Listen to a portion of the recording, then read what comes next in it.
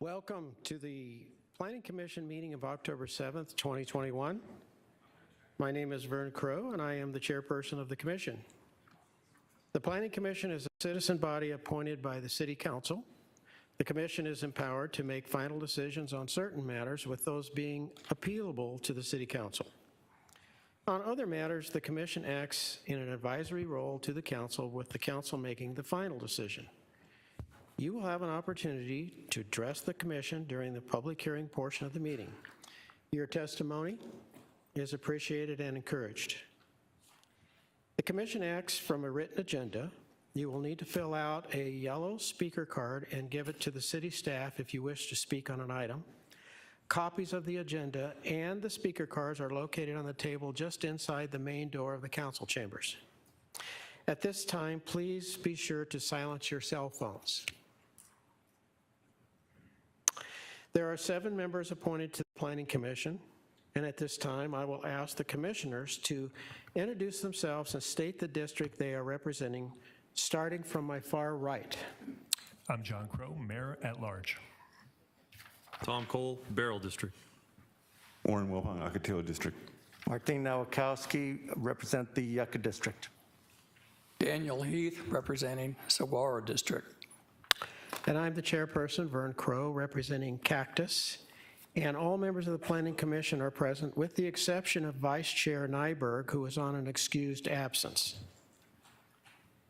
The Planning Commission receives staff assistance and guidance from the Planning Division and the City Attorney's Office. Ms. Perry, would you please introduce the city staff who are present this evening? Good afternoon, and thank you, Chairperson Crow and Commissioners. To my left is Michael Bailey, City Attorney. Across the dais is Diana Figueroa, Recording Secretary this evening.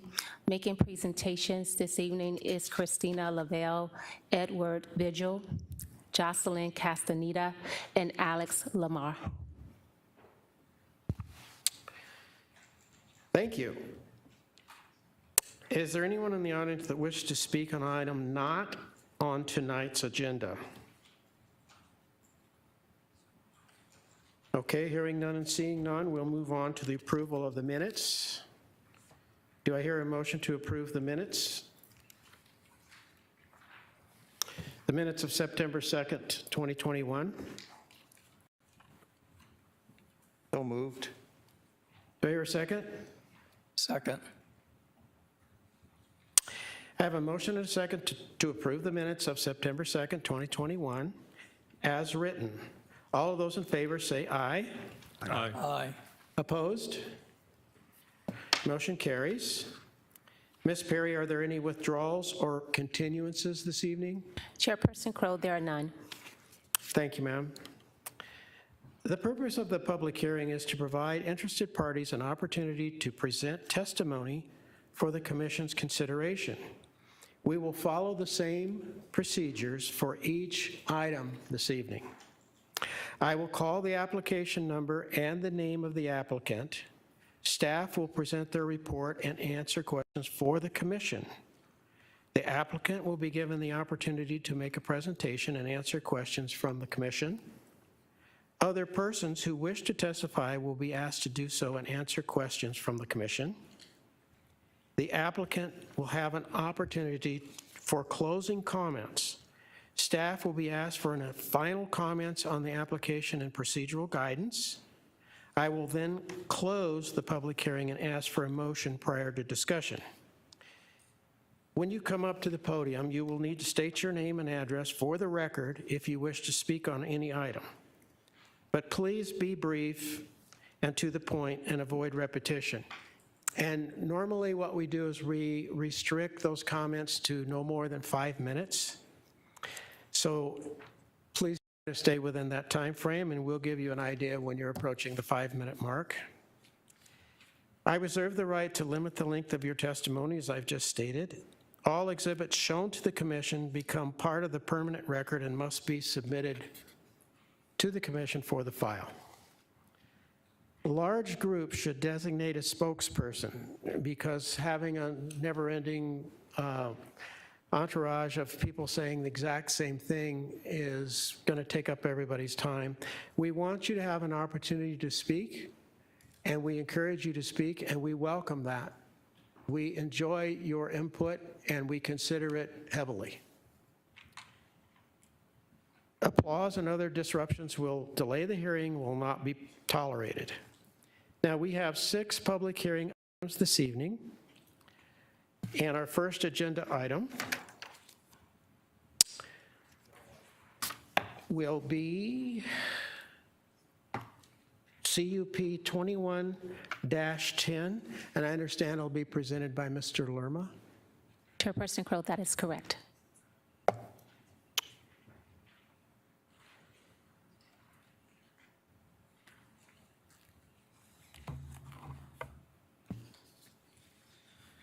Good evening, Mr. Chair, members of the commission. Before you, you have item CUP 21-10. This is for a conditional use permit. I am the project planner for the case. My name is Alejandro Lerma. This is a request for conditional use permit for a Class 2 home-based occupation in order to allow one-on-one swimming classes. In the single-family residential, planned residential development zoning district.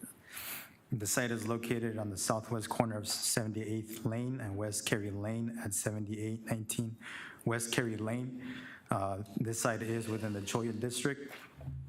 The applicant for this request is a property owner. Her name is Leah Tuttle.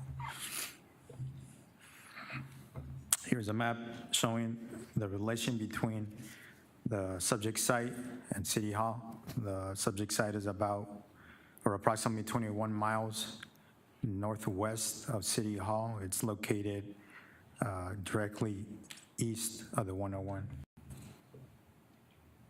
Here's a zoning map just showing the subject site with the surrounding properties as well. Again, the property is zoned single-family residential, planned residential development. Those properties that are surrounding the subject site have the same zoning district. Further to the east, properties are zoned single-family residential, planned residential development as well. Here's an area of the site again. As you'll see that the single-family residential lot is located directly on the corner. Those properties surrounding it are also residential uses. The site is 0.29 acres or 12,800 square feet in size. Just a brief history about the site. The site is identified as Lot 98 of the Continental at Arrowhead Ranch subdivision, which was established in 1994. The property itself received improvements or the building permits were completed in 1995. The parcel, again, is located on the corner. Towards the rear of the lot, there's a perimeter wall that's enclosing the backyard, or gating the backyard area, and internally there's a steel fence enclosing the pool area. The property has not gone through any recent land use actions. Here's some just details about the project and the way that the property owner is proposing to conduct the business on site. So again, the purpose of this conditional use permit is for the property owner to conduct a home-based occupation, which is classified as a Class 2, based on the fact that she's proposing for clients to come to the property. She's proposing to have one-on-one classes, meaning that she will have one client at a time at the residence, which will be accompanied by either a parent or a guardian. The swimming lessons will be taking place within the backyard area, within the gated pool area. And the business will be conducted between the hours of 7 in the morning till 4 p.m. in the afternoon. She's perceiving there to be a max number of clients of 12 clients per week. And she will be the only employee on site. She will not be having any other outside employees to the site. Here's a site plan just indicating how the business will be operated. Again, this is, the property is going to be abutting Cary Lane with full access with a driveway towards the residence. So the applicant will be providing a parking area to the client that's coming to the site within the driveway. The applicant will be accessing the backyard within the side of through a side gate towards the side of the house and to the back of the property where the location is located. So you'll see just some pictures that were taken of the site. Again, you'll see that the front of the property within the driveway, there's substantial amount of space for several cars. She's only proposing, again, on one client at a time, so she'll have adequate parking within or on site. Second picture is just showing the side of the house within the way that the clients will be accessing the backyard area. You will see the back patio area and a visual of the pool area as well. Applicant has done a citizens outreach and has completed the final report. The citizens participation final report is included within the staff report or within the packet that was received to the commission. Initially, notification letters were sent out on May 11th, 2021. The applicant received several responses back from surrounding property owners and from those within the interested party list. All of them were in support of her intent. And those emails, those conversations, text messages, and support are included within the final report as well. The legal ad went out September 16, 2021. Notices were sent out again to surrounding property owners on September 17, and the site was posted on September 17, 2021. Here again, you'll see a map, an aerial map highlighting the subject property, and then those properties which staff and the applicant both received positive response letters. As you know, the property owner directly to the south of the property, directly to the east of the property, and those properties to the west all provided positive responses. We believe that these were going to be the property owners that were going to be most impacted by the proposed use, and the applicant was proactive enough to go ahead and verbally speak to all of them in order to provide them adequate information for them to know how she would be operating the business.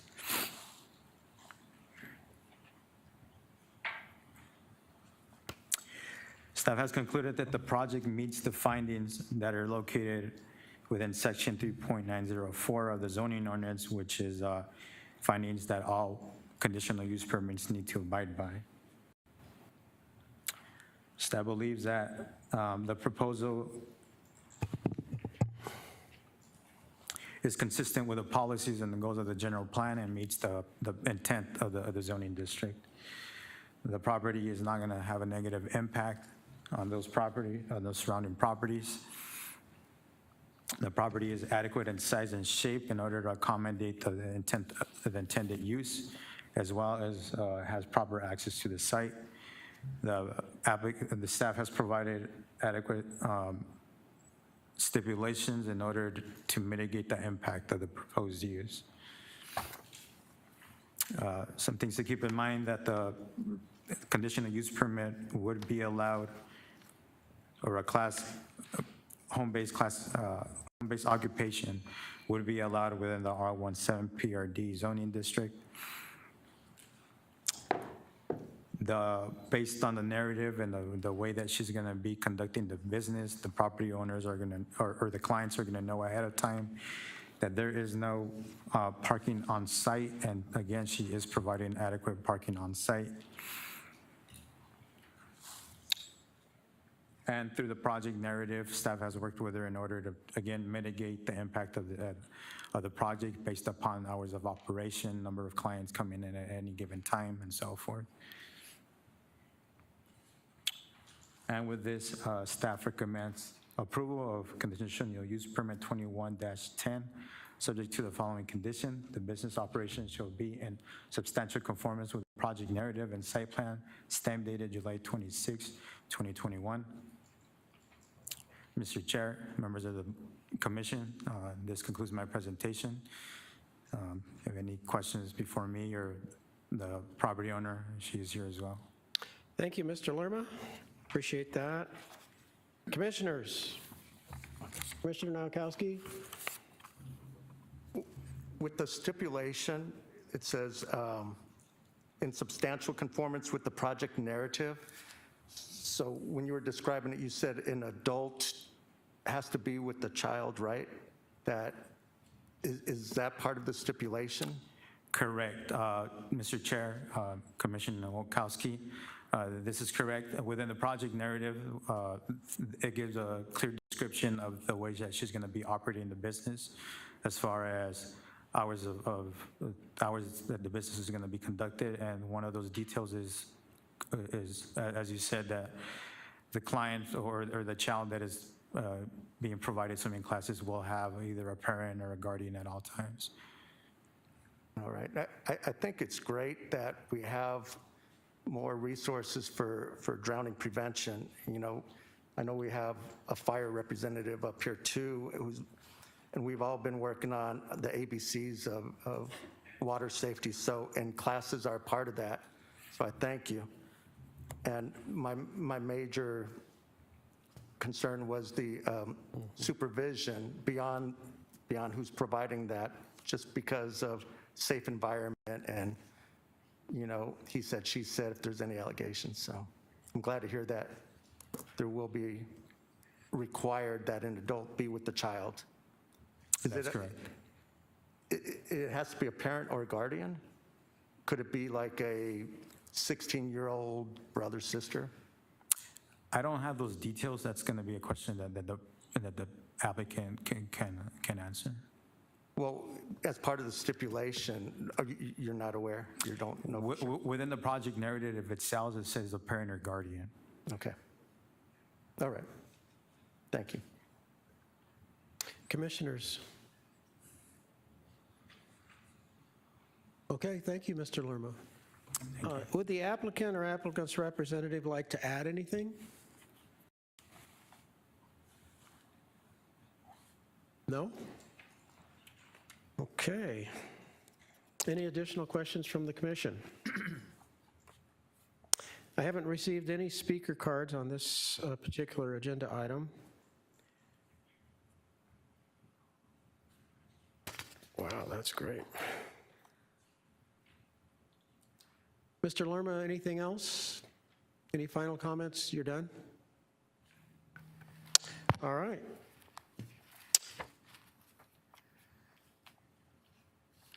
I will close the public hearing on CPU 21-10. Do I hear a motion? Mr. Chair, Mr. Chairman Cole. got a promotion. I would move to approve CUP 21-10 per the findings and subject to the stipulation contained in the staff report. Do I hear a second? Second. Okay, I have a motion to approve and a second. Are there any comments or discussion regarding case CUP 21-10? Quick comment, Chair. Commissioner Crowe? Ms. Tuttle, thank you for doing what you're doing and doing it the right way. Okay, I have a motion and a second to approve case number 21-10, subject to the stipulations as outlined by staff. I will conduct a roll call vote starting from my far right. Commissioner Crowe? Aye. Commissioner Cole? Aye. Commissioner Wilfong? Aye. Commissioner Nowakowski? Aye. Commissioner Heath? Aye. Chair votes aye. It's passed unanimously. Okay, we will now hear case 21-16. Oh, excuse me, Mr. Bailey, I'm sorry. Is there any further information on this case? Yes, thank you. Yes, thank you, Chairman. The Planning Commission's action this evening on the conditional use permit is a final action unless appealed to the City Council. There's a 5-day appeal period. Thank you. Thank you, Mr. Bailey. Excuse me, 15-day appeal period. I said 5 the first time. Yeah. It's 15. Thank you, sir. Okay, our next agenda item is case number 21-16, and it will be, it looks like Mr. Vigil. Yes, good evening, Mr. Chairman and Commissioners. Again, my name is Edward Vigil, Senior Planner with the Planning Department, and I am presenting application for the Hopewell rezoning, zoning case 2116. So the request is to rezone approximately 104 acres from the RR, which is Rural Residential Zoning District, to the PAD, Planned Area Development. And the applicant is Shane T. Alleman. This is a vicinity map showing the location of the site in relation to City Hall. The site is located at the southwest corner of Northern Avenue and Reams Road. And this before you is just an aerial map showing the vicinity around the proposed site. To the south you have, and to the south and southeast you have Luke Air Force Base, and then to the west you have Maricopa County single-family residential large lots and homes. This is a zoning map showing the existing site in relation to the current zoning around the property. To the north is planned area development. To the east is also planned area development, which is the Reams Road industrial projects. And then to the west is Maricopa County rural residential. The current general plan designation is Loop compatible land use. These are the Luke Air Force Base noise contours. This subject site sits between the 65 LDN and the 70 LDN. And some of the proposed land uses included in the planned area development are the M1, M2, and C3 zoning districts. Some of the amended standards are the front setback, which is being proposed at 15 feet, the perimeter landscape setback, which is also 15 feet, and then the building height of 85 feet. The maximum floor area ratio is at 50%. Billboards would not be allowed on this property, and then the parking is at 1 per 2,000 square feet of warehouse space. This is the preliminary site plan before you, showing of what the property can be developed like. And then the city and the applicant have completed successfully all of the public involvement requirements, including notification letters, neighborhood meeting, posting the site, advertising the site, and mailing hearing notices. And so since September 2nd, we have had several more emails from additional and current property owners to the west of the proposed site.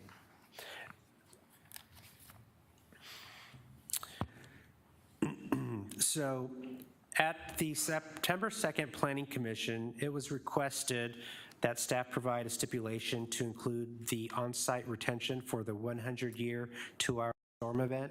That stipulation is in your packets as stipulation number 11. Also was requested a copy of the traffic study, which is also included in your packets tonight, and then also a review response letter from Luke Air Force Base, which is also attached. In that letter, Luke Air Force Base is recognizing the proposed height in the PAD narrative at 85 feet tall. However, they mentioned that they would be looking closer at the actual building height when the design review application comes in. So the findings, the proposed rezoning is consistent with the policies and objectives of the zoning ordinance, and the rezoning is consistent with the general plan designation of Luke-compatible land use area, and it also contributes to the balancing of new jobs in relation to the housing. So staff is recommending approval of zoning case 2116 subject to the following stipulations. But before I go into those stipulations, the original stipulations included stipulations 1 through 11. And since then, we have worked with Maricopa County Department of Transportation and the applicant to accommodate the county's comments on the application. So 5 additional stipulations were added, which is also in your packets this evening. So I will now go through all 17 stipulations. So the first one, the development shall be in conformance with the Hopewell Development Pad narrative dated July 21st, 2021. The conceptual site plan and conceptual open space plan included with the PAD application may be modified to accommodate the users on the property, but shall be in conformance with required development standards and regulations outlined in the PAD narrative dated July 21st, 2021. Number two, the developer shall be required to provide right-of-way dedication of 55 feet for Northern Avenue, with improvements to include but not limited to roadway widening, drainage, curb, gutter, detached sidewalk, street lighting, signing, pavement markings, and landscaping. And number three, the developer shall be required to provide right-of-way dedication of 55 feet for Reams Road with improvements to include but not limited to roadway widening, drainage, curb, gutter, detached sidewalk, street lighting, signing, pavement markings, and landscaping. Number four, the developer shall place overhead power lines on Alsop and Northern Avenues underground. Number five, all proposed access points on Reams Road shall align with the planned access points to the proposed Cubes development as per the information available to the city on August 20th, 2021. And number six, all truck access points on Reams Road and Northern Avenue shall include a right turn deceleration lane. Number seven, a right turn lane will be required on eastbound Northern Avenue in advance of the Reams Road intersection. Number eight, the applicant developer shall coordinate with Maricopa County regarding the roadway requirements for Alsop Avenue as well as the access requirements onto Alsop Avenue with the final decision during design review. Number nine, Adamant Irrigation has land rights in the future right-of-way of both Northern Avenue and Reams Road. The developer will be required to work with Adamant Irrigation to relocate facilities and the associated land rights in order to complete the required roadway improvements and make the associated right-of-way dedications. Number 10, the city may require the developer to provide half-street right-of-way dedication of 40 feet for Orangewood Avenue with improvements to include but not limited to 24 feet of paving, curb, gutter, detached sidewalk, drainage, street lighting, signing, pavement, markings, and landscaping. Number 11, the developer shall provide on-site retention for the 100-year, 2-hour storm event for the site and adjacent roadways. And number 12, the developer shall adhere to the Maricopa County Department of Transportation's requirements for spacing of driveways located on Alsop Road or Avenue. It should be Avenue. Number 13, for the 3 access driveways on Alsop Avenue, the northern and southern driveways shall be for truck traffic only, and the center driveway shall be for vehicular employee access and no truck access. Number 14, the developer shall install left turn lanes for southbound traffic on Alsop Avenue at each driveway ingress to reduce traffic congestion on Alsop Avenue. The developer shall work with Maricopa County Department of Transportation on the ultimate design for future roadway improvements associated with these left turn lanes. Number 15, the developer shall require truck access to the property from Alsop Avenue be limited to left turn in and right turn out only.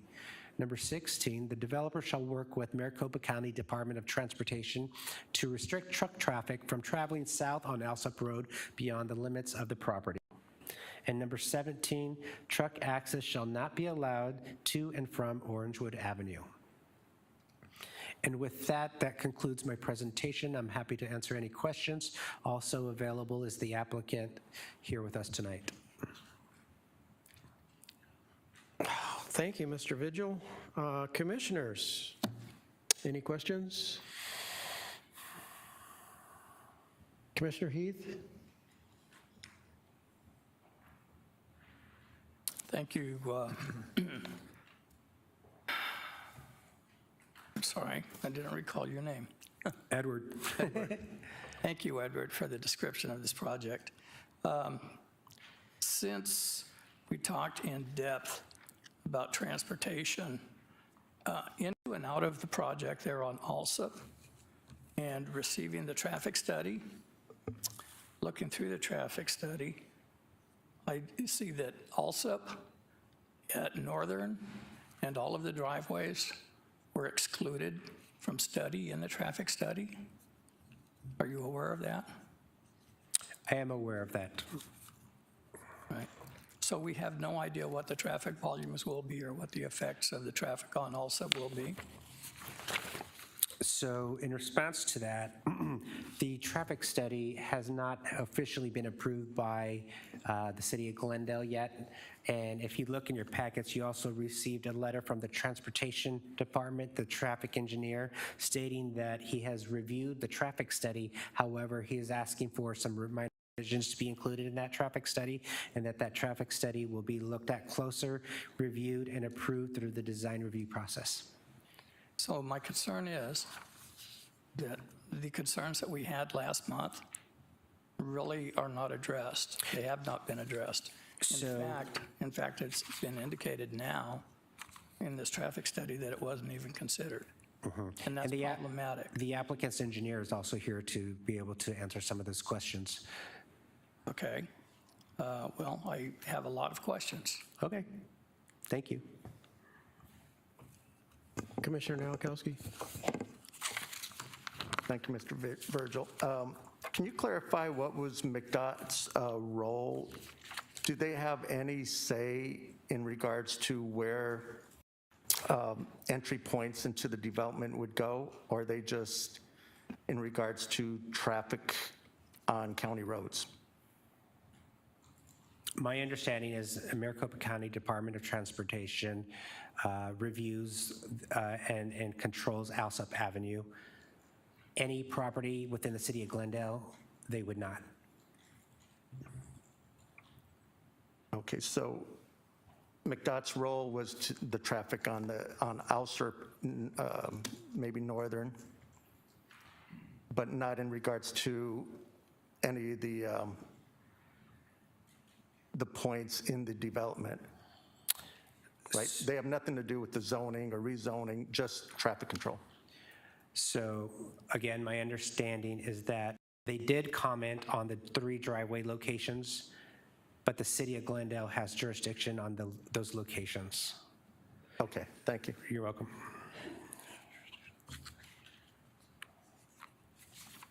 Commissioners?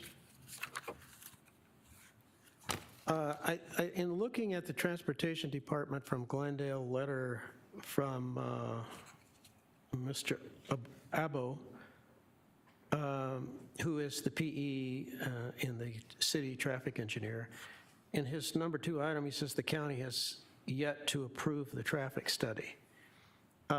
So that means the county is still looking at it, having input, and since the road is county road, the city is probably obliged to go with whatever the county says they have to do. Technically. That's my understanding. Is that correct? Yes, I believe so. Mr. Bailey, do you know if that's correct?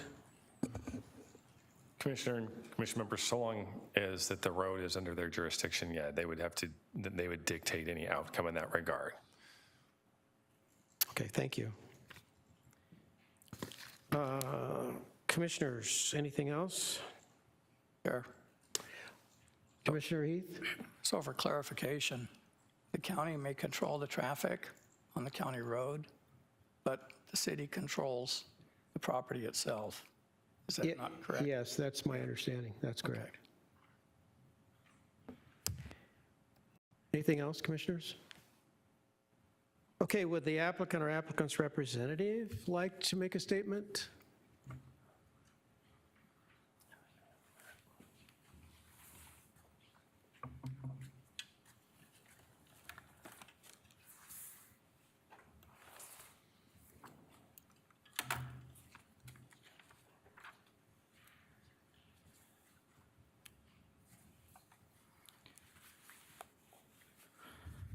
Good evening, Chairman Crow and members of the commission. For the record, my name is Shane Alleman with Tiffany and Bosco, 2525 East Camelback Road in Phoenix, Arizona. Pleased to be before you again tonight. We appreciated the discussion that we had last month, and also appreciated the additional inquiries and questions that you asked, because it did allow us to go back to MDOT, to the county, different county departments, and to the city to sit down and look at Alsip Road. We understand that that's an important road for the neighbors that are there. We understand that there's some concerns about traffic on that road in regards to truck traffic specifically. And so we feel that we've done a lot of due diligence and additional discussions to address those issues. And if I could, I don't want to rehash what I did last month, but I did want to run through specifically those 3 points. And I can run through a couple of those, and then I can spend most of the time on the traffic on Alsip Road and answer some of your questions, Commissioner Heath.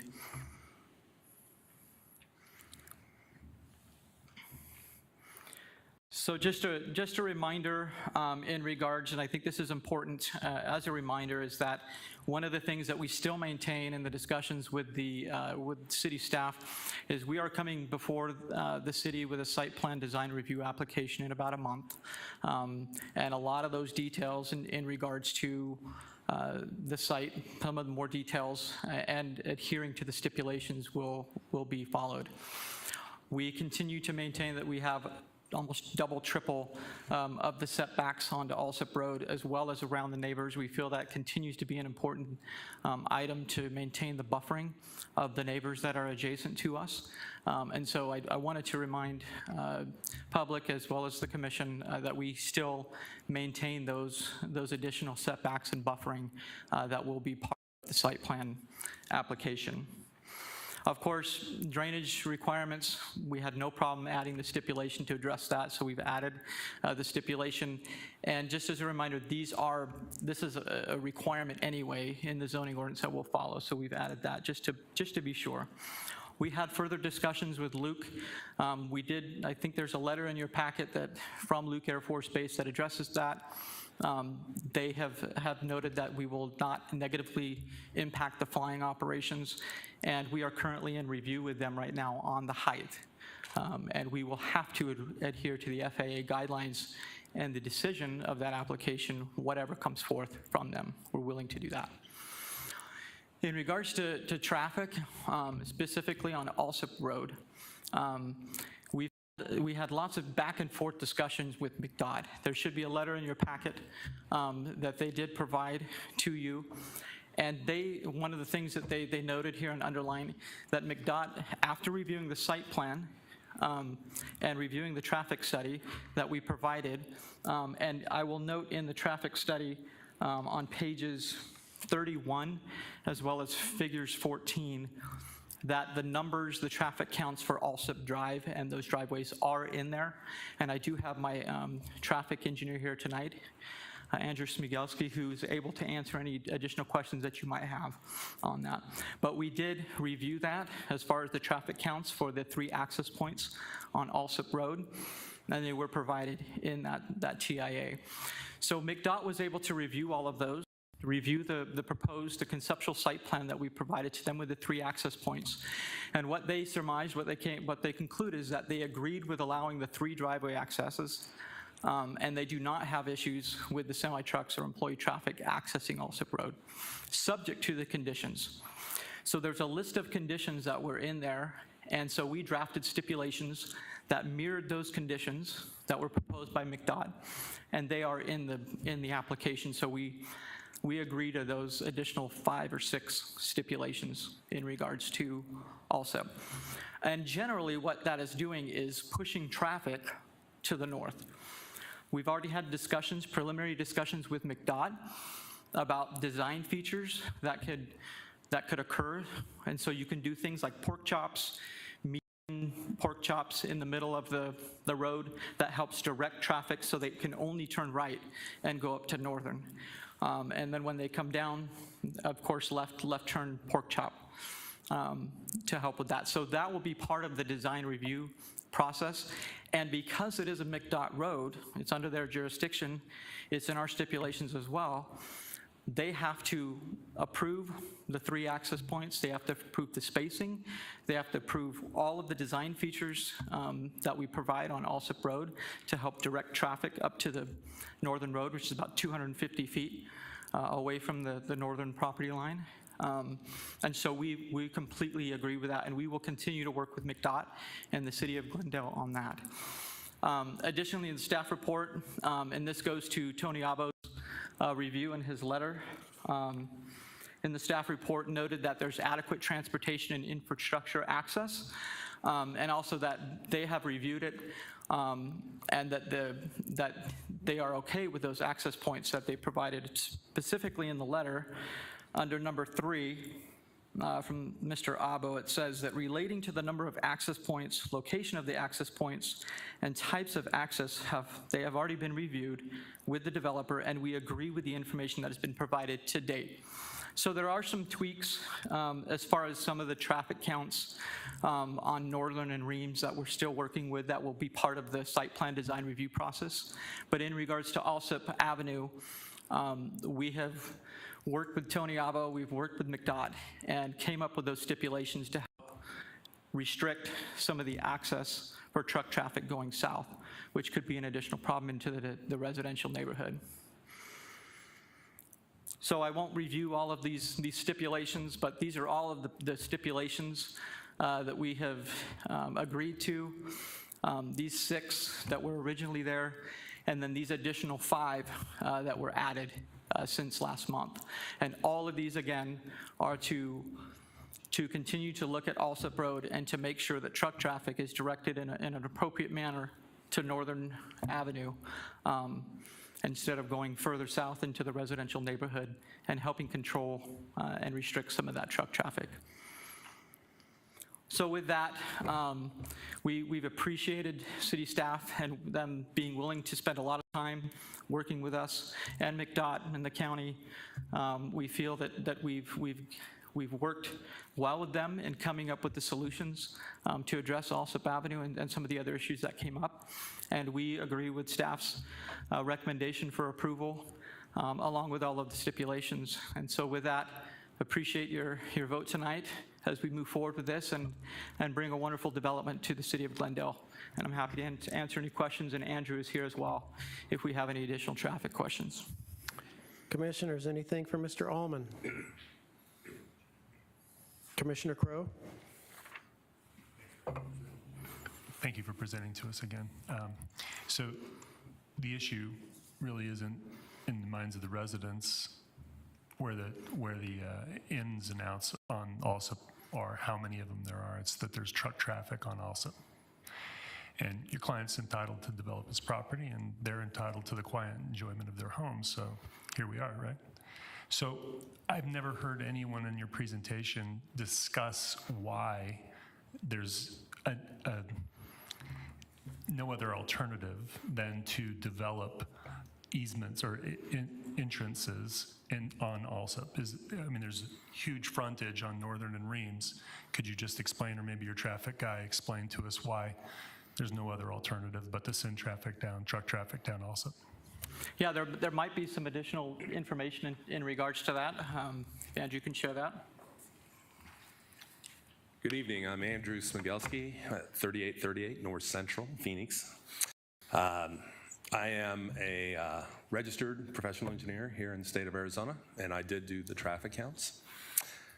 So, Commissioner Crowe, they are, right now, what we try to do with these large sites is separate vehicle traffic from truck traffic internally. And it's very critical because on site where the folks who work in these buildings, they disappear easily when the trucks start rolling in and out. And that's one of the reasons that we do have the access points onto Alsip. And we don't want the cars to be going through the site and so forth. But also these facilities are set up that they have different entrances and exits and so forth. And we can't put everybody on just one side of the building. So the additional access points help us keep people from interacting, the cars from interacting with the trucks, and it also keeps people from driving all over the place. Does that answer your question? I may just not understand the way the site is designed, but it would seem to me if that was the case, you would just have the car traffic come in on Alsip, in and out, and truck traffic come in on Reams and Northern. Well, Commissioner Crowe, the challenge is that these buildings aren't small. It's not me walking from my office to my colleague's office. They're quite large, and so they need to make sure that where the folks, the employees come in and where the trucks are, they are separate for every single building, and they're not. Everybody's not in one end of the building, and so it's really it's an efficiency issue where. Am I going to have somebody park over here, walk half a mile to get to their space? Thank you. Commissioner Nowakowski. Thank you, Mr. Chair. Andrew Shane, hi, how you doing? You made a comment, Shane. I just want to clarify that you said that MDOT agreed to allow 3 driveways, and they approve of 3 access points? Correct. I'm just thinking that, once we recommend and City Council approves, it's really the City Council who approves those driveways, right? In the application, Commissioner? Yeah. Correct. Okay. And the beautiful thing here is that you don't have a finalized site plan, right? Right. You have a rendition. Commissioner, yes. But what we do have is a finalized lots, neighborhood that's established and been there. And one thing we're asked to do as a commission is to determine, it says right here, determine if this request is in the best long-term interest of the neighborhood. And, Commissioner Crowe kind of said it. It's, I'm trying to digest the 3 driveways on Alsop as the best long-term interest of the neighborhood, and that the solution are pork chops. That's where I'm at right now. I know this is going to be a great development, high quality, but that's what's going in my mind right now. Thank you. You want to answer? Commissioner Heath. Thank you, Chair. Gentlemen, so looking at the traffic study, one of the things that was pointed out was that there are traffic counts here for Alsop Avenue on page 31. As I look at those, I find it interesting that these traffic counts are very close to the same counts that are on Northern, which is a much larger road. So I have a little concern that there's that much traffic going down a little 2-lane road that maybe at some point you're going to put in left turn lanes. There's no design for putting in the left turn lanes. We all know that the road was not built for truck traffic. Truck traffic requires thicker asphalt and better foundation support. We talked about traffic queuing and minimum of 50-foot traffic queuing out of the 3 driveways. But one tractor trailer will exceed that 50 feet. The average trailer is what, 40 feet now? Add the tractor, and what do you have, 60, 65 feet? I think that's a standard for transportation. So that's a concern. The letter from MDOT says it accepts your information. I don't know that they really went to the extent to say they approved it, did they? I didn't see the letter, so that's a question to you.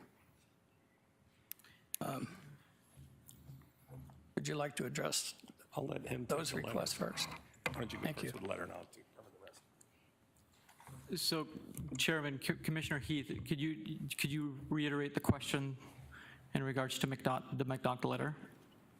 All right, so you had made a comment that MDOT had approved your traffic study. But I don't believe the traffic study has been approved. They may have looked at it and they may have accepted the information, but that doesn't necessarily mean they approved it. In the traffic study, they do specifically address the narrow width of Alsop. And narrow residential streets, again, are not constructed to accept heavy truck traffic, so that street will disintegrate in no time with that kind of traffic on it, number one. Number two, there's not sufficient width existing on there per the traffic study itself to even make it a 3-lane. So the suggestion that it's going to be a 3-lane, maybe you could address, are you going to dedicate some additional land for that? Yeah, so Commissioner Heath, in regards to the letter from MDOT, what they specifically reviewed, and there are some additional issues that that our traffic engineer is working through as far as finalizing, and this can be a typical scenario where you get to the site plan and some of those additional traffic counts or additional things have to be worked out or tweaked. And Andrew, I know that he's about a week away from finalizing some of those issues as we move forward to the site plan. But in regards to Alsip Avenue, MDOT, like I said, we had several discussions with them in regards to the data that we provided to them on Alsip Avenue, and that's specifically what they looked at. When we had to give them a site plan, and we had to describe where the building was located, how the traffic flows occur, and we also had to provide to them the traffic counts and the traffic information that's currently in the traffic study in regards to Alsip.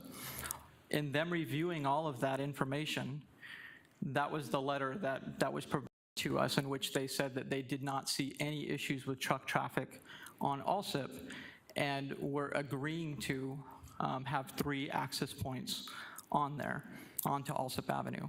Can you tell me where this letter is? What's that? Can you reference the letter? Where is the letter? Let me make a comment while you're looking for the letter. The October 5th letter from the city traffic engineer, item number 2, says the county has yet to approve the traffic study. Is that what you're looking for? It doesn't sound If I may, I can provide you the letter from MDOT, please. if you like. Mr. Allman, what's the date of that letter? Yes, please. So this letter is dated September 11th, 2021. It's addressed to Mr. Shane Alleman, and it's from the Maricopa County Department of Transportation. Thank you. Chairman? It would be me, Chairman Michael Bailey. Sorry. Yes, sir. The letter is in your packet. I think it's about page 5 or 6. So it has been in the packet and noticed. So I just wanted to make sure we're clear on that. Yes, sir. Yeah, so noted, if I could, Chairman, Commissioner Heath, in the first paragraph, it says, included in the most recent conceptual site plan dated August 17th, which is the conceptual plan that you've seen, MDOT agrees with allowing the 3 driveway accesses to Alsip for Building 5 and does not have issues with semi-trucks or employee traffic accessing Alsip Road under the following conditions. And then they list a number of conditions which we turned into stipulations and worked with the city to ensure that those were part of the P80 application. So that all of these issues, these conditions, because essentially when we come to MDOT with our site plan, this is the benchmark that they're going to look at. They're going to say, are you following all of these items? And we decided to go ahead and work with staff to add those into the application so they carry through with the city's review as part of the site plan design review. So now you've got MDOT who's going to require them, and you also have the city that's going to require them. And so that really locks down those conditions in order to address those access points on Alsip Avenue.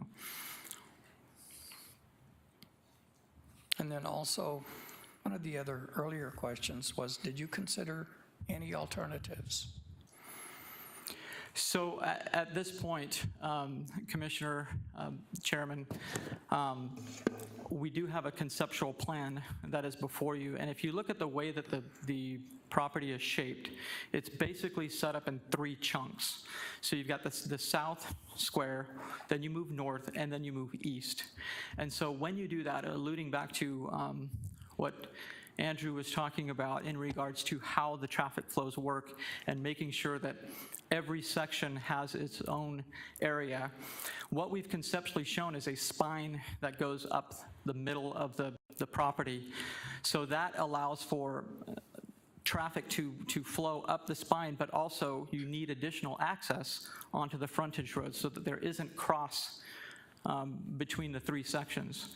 And so what we've provided in the conceptual plan is to provide the traffic to not only go up the spine, but also access Alsop Avenue, so there isn't that cross traffic between all three of the sections.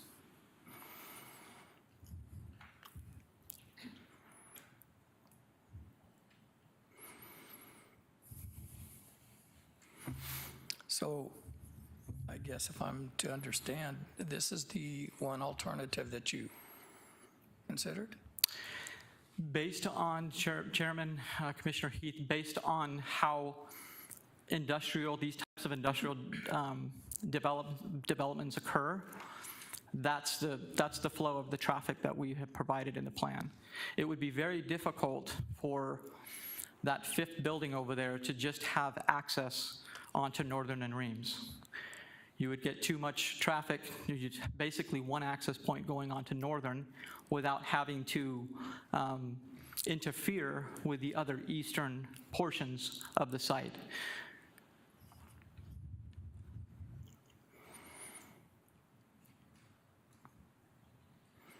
Mr. Chair? I'd like to, excuse me, Chairman Crow, Commissioner Heath, I'd like to address your questions that you had. That page 31, those aren't traffic volumes, those are levels of and delay. And if you're looking for the traffic volumes, if you take a look on figure 13, and it's clear, we know that the traffic counts on Alsop are lower than Northern and Reams. We took traffic counts, they clearly show that. So I think you were just, that table does not show traffic volumes. As far as the widening of Alsop, when we have left turn lanes, when we have left turn movements, we'd like to see them performed in its own lane. So that's where the center left turn lane comes in. Because two-lane roads, you don't want somebody to stop in front of you, turn right or turn left. So adding the third lane, it provides a safety feature, gets that traffic out of the throughway. And actually the county has plans to, the county is expecting to widen Alsop all the way south at a 3-lane roadway. So I already know that there are plans in effect south of Glendale where they're adding that center left turn lane. As far as the queuing goes, the queuing, we follow guidelines set by the city of Glendale. We run those calculations. And when we have these lower traffic volumes in areas such like this, we don't see a lot of queuing because most of the time a vehicle entering the site is coming in, almost doesn't have to stop. So it's one at a time, they're rolling through, and we're just not in a very heavily trafficked area. And I think I got all of them. Do you have any others? Did I miss one? No, I was talking about traffic queuing, specifically on Alsop, and not just coming out, in and out of the property, but at Alsop and Northern, trying to determine what the traffic volume was there and how it was going to affect the residents. Okay, and that's really the key point, is how is it going to affect the residents? You've talked a lot about how you'll have free flow, but I don't think the residents are going to have the kind of free flow that you're expecting to have. Commissioner Crow, Commissioner Heath, all of our intersections that we were asked to analyze operate at an adequate level of service and are expected to do so with the project. And before we even started, we sat down with county staff and city staff to go, what do you want us to look at? And so everything that's in the report is what they requested. On top of that, as we've kind of gone over, we are in the process of revising the report. We're adding a little bit more information, and it was just a juggling act because there was a coordination of driveways on Reams, a couple other things that the county asked us to do. And so we can't just press a button and turn it around quickly. So we're almost there, and there will be additional information in the report, in the revised report. All right, I look forward to seeing that. I think that what you're going to find is you have a lot of community involvement here, more than I've seen in a while. And I think that you're going to have a lot of people standing up to speak about the traffic volumes and the effect on Alsop. I expected that we'd see maybe some reconsideration of some of this. And it's unfortunate because it doesn't appear that happened. And Chairman Crow, Commissioner Heath, that we really, if you look at the street network, while we need the access points on Alsup for just how the buildings operate and so forth, there's really not, we don't expect a lot of trucks to be going south on Alsup. It's easier just to take a left, go on Northern, and you're on the 303. You can turn left and you can go on Northern Parkway, and you can go east, or you can jump on the 303. Truck drivers, fewer turns for them, the easier. And so we're just not expecting that much truck traffic to go through. And if it is, it's maybe somebody who was lost or something like that. But the way the roadway system is, you jump off the 303, you come down, you just drive down Northern, or you go over to Reams, and you're there. It works in our favor. So if that's the case, why do we need Alsup? We need to, from an operational standpoint, we can't have employees walking across, and huge buildings, and we also can't have vehicles, passenger vehicles, interacting with trucks. Sure. It's a big safety issue. Chairperson Crow and Commissioners, I just want to bring something to your attention. I'm not sure if you had an opportunity to look at it. On your dais, you have an email. It's a correspondence between a resident and MDOT staff.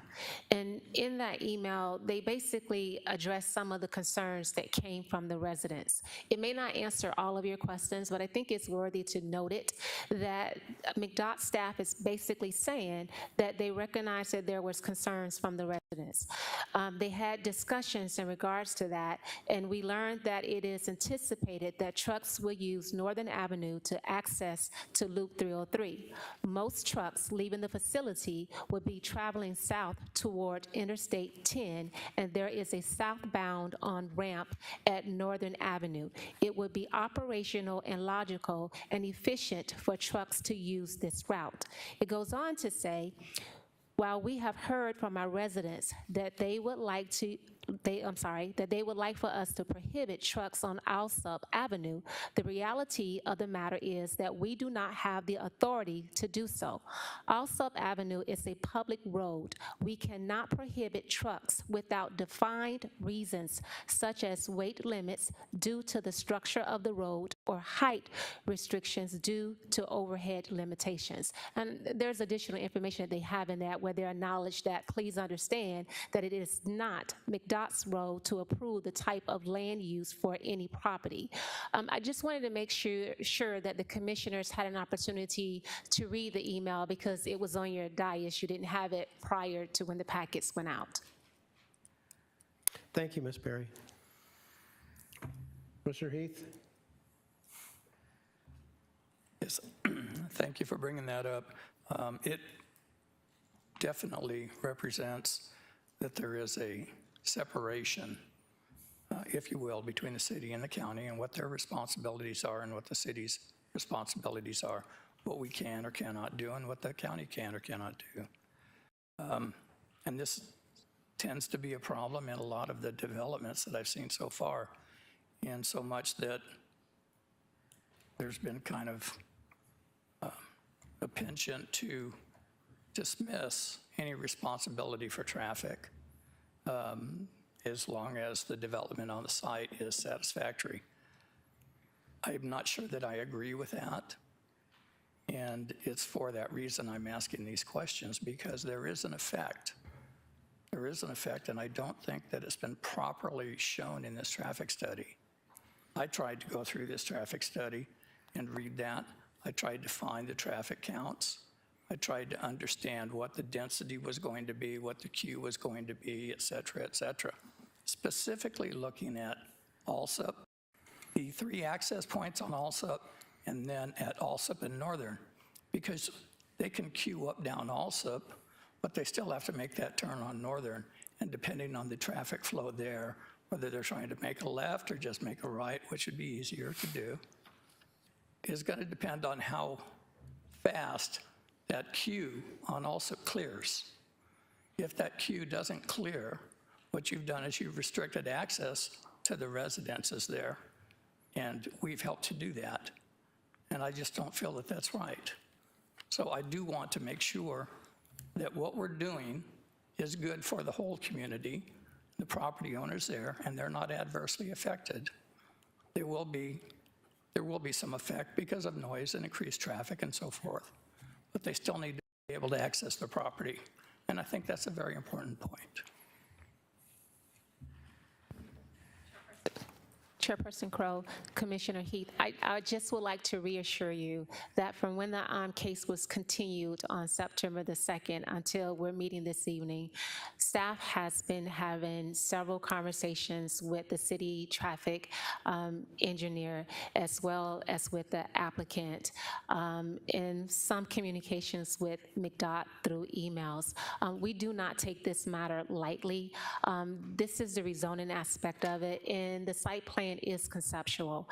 Based on the additional information or the modifications that needs to take place with the TIA, then our city traffic engineer as well as MDOT will evaluate that. And if there's any additional modifications that need to take place with the access separations, or if someone reach an ultimate determination that it would be 2 access points, we will work those details out in the design review aspect. This is just one step towards several steps that takes place before they actually get the approval to move forward with construction. Chairperson, Commissioner Heath, we've heard from my city engineer, from traffic engineers several times. We do go through the different conversations. What about if this happened or if this happened? I mean, the reality is there's a lot of things that could happen. So they take the information that they have before them based on their professional education and reviewing the reports, and they assess that and then make the best sound decisions that they can make as professions. So I just want to reassure you, whatever decision that you make, is that it's not as if staff, the developer, or MDOT is taking this lightly. We are evaluating it, and our evaluation does not stop with the rezoning. It proceeds forward with the design review, and that's why we keep emphasizing that this is just conceptual. It has not been finalized yet. Chair. Commissioner Heath? So my question to you would be, if we approve this and it goes to City Council, and Council approves it, you still go through a design review and things will still change? Chairperson Crow, Commissioner Heath, if the Planning Commission gives a recommendation for approval, and then if City Council approves the rezoning application, then the applicant is required to proceed with their design review application. While they're going through the design review application process, between now City Council and the review of the design review application, the applicant needs to provide the additional information that we're asking for as part of their TIA report. So it is possible that there would be some additional modifications that would take place to the site plan. I cannot guarantee that. I cannot say specifically what those changes will be, but I can reassure you the reason why our traffic engineer wrote the letter is because he's identifying that there are still some additional information he's looking for. But between MDOT and the city, we believe that with the appropriate stipulations that are identified in the staff report, as well as proceeding forward with the design review, it gives our team, as well as MDOT, an opportunity to reevaluate the site plan during the design review process and make any modifications at that time prior to issuing an approval. I said a lot, so I hope it makes sense. It did, thank you. Commissioners, anything else? Chair. Commissioner Crow. Probably for your traffic expert, but I thought I heard you say that the county plans to widen Alsop to 3 lanes, whether or not you guys do this project. Is that your understanding? Commissioner Crow, Chairman Crow, wow, that's a tough one. Yes, they have identified Alsop as a collector street, and at this point, there isn't a project in the works. And what they're doing is they're widening it as the adjacent street is developed. And I did see plans for something south of Glendale that's going to go shortly. And what they'll do is they'll develop it at a little bit piece at a time, and at one point they'll just go, all right, we're gonna finish it. So that widening is definitely on its way.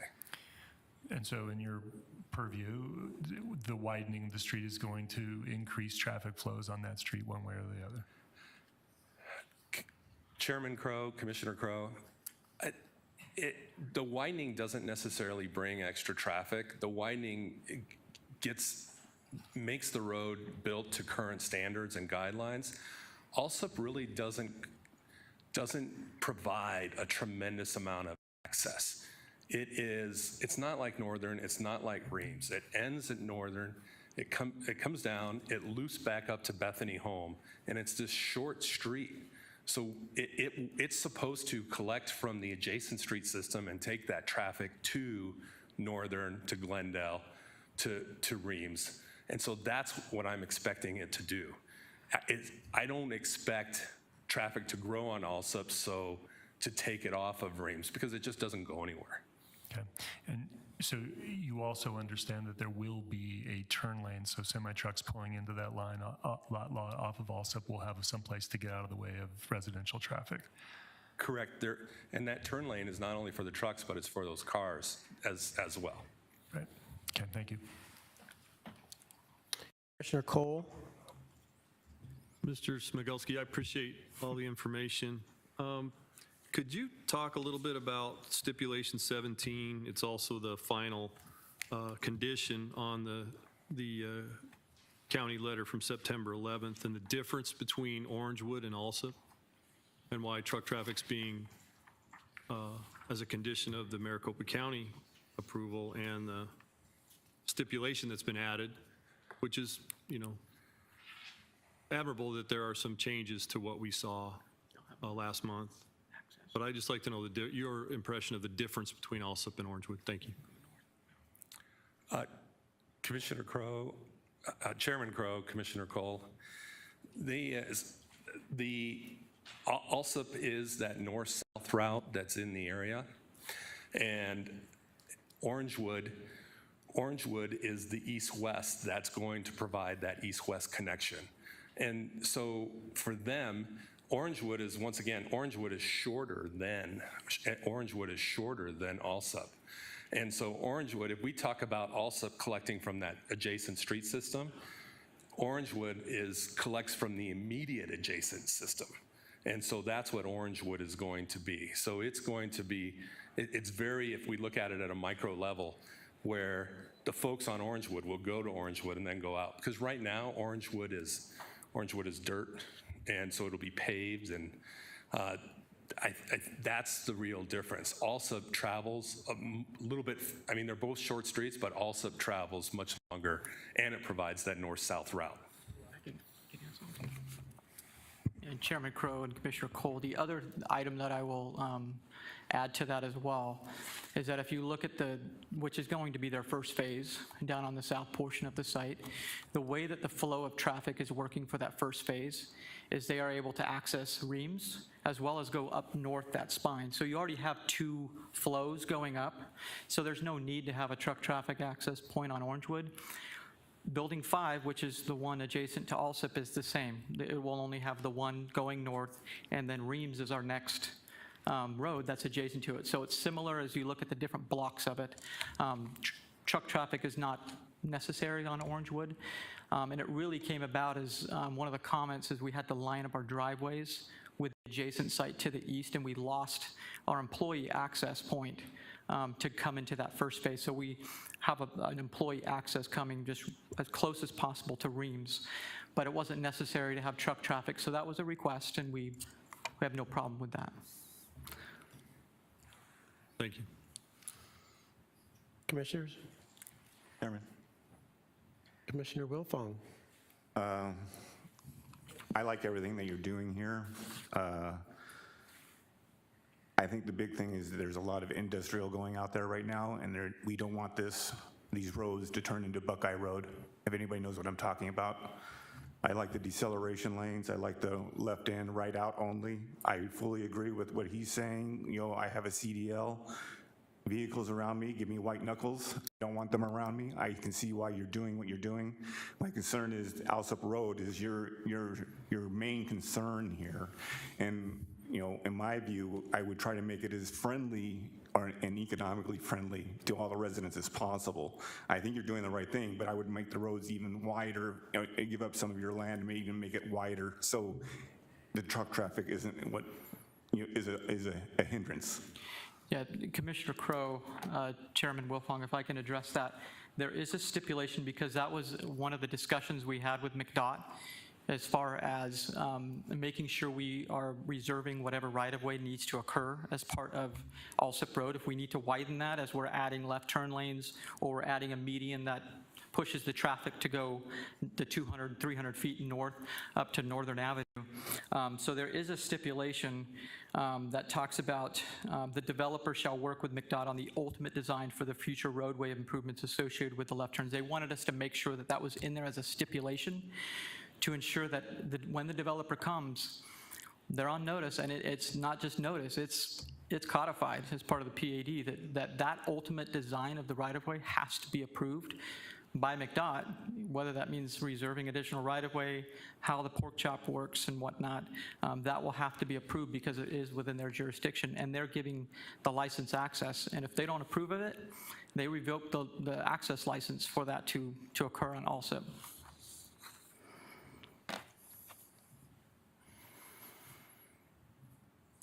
Chairman, anything else, commissioners? Thank you, sir. Thank you, Chairman.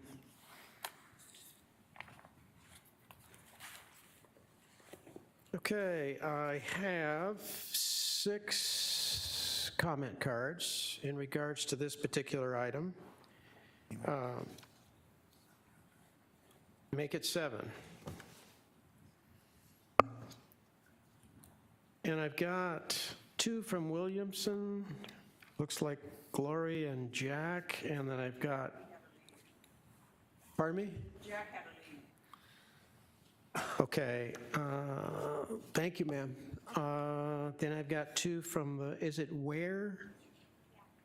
I'm pronouncing that right, and 2 from Farmer, and 1 from Martin.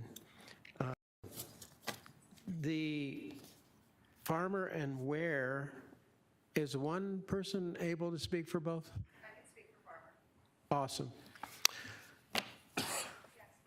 Okay, the first one would be Mr. Martin.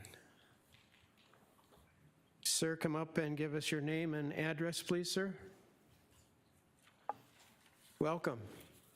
Hi, I'm Tony Martin. I live at 7230 North Alsop Road in Litchfield Park. And bear with me, I'm nervous. I've never done this before. I've never been to one of these, so. Not a problem, just relax. To address your concern earlier, your comment earlier about the semi-trailers, the standard is 53 foot. Combined, it's about 75 feet. I've driven for 33 years, truck driver. I live there. I look at what's turning into all around us, and we're gonna put 5 huge warehouses at Reams and Northern, and I feel like because the 5th building, or the one in the back, doesn't have prime space to have access, then we're gonna come off of Alsop. To widen Alsop and put turn lanes in, I don't feel like it's taken into consideration that, we have homes along there, we have school buses, we have stables, especially this time of year, 2 to 20 times a day we get the stables training children on riding horses up and down the road on Alsop. I can only imagine having trucks running up and down it. We can say that they're not going to come down Alsop very often. Well, very south on Alsop, down by where they're putting the big other warehouses in, about 10:45 at night, the cement mixers start running down Alsop, and they shake my house. They fly up and down the road till early hours. That's what it's gonna be like.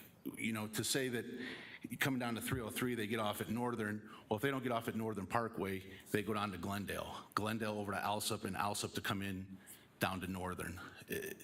It's not gonna happen to every one of them, but being a truck driver and driving, I understand how it works, and the truck driver's gonna find the quickest way to get to where he's gotta go.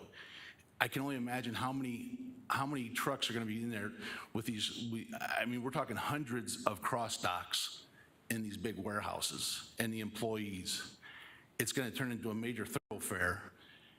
And I don't think, morning hours when the kids are, the school bus stops, the farmer that is still working the land with his tractors, it's going to be chaotic and it's going to be a mess. And as soon as they posted the signs, we had 3 neighbors on the block already put their houses up for sale because they can see what's coming. Unfortunately, I just built 3 years ago, so I'm not ready to leave yet, but I can see the writing on the wall. And this is only going to get worse. And I would appreciate that if we could figure out a way to not have something off of Alsop, because all this development's already hurting our property values. And because nobody wants to look over and see an 85-foot warehouse when I used to be able to see Luke Air Force Base. I know I can't stop the warehouses, but I can hopefully stop all this traffic on Alsop. It is our neighborhood. It may not be a typical neighborhood in Arizona, but it's our neighborhood. And to have all this traffic on there is not good for us. So I don't know if there's any questions or that's. Yeah, that's good. Thank you, Mr. Martin. Thank you very much for coming up here. Thanks. But one thing I wanted to remind everybody is the jurisdiction over Alsop is Maricopa County, not the city. Stacy Farmer.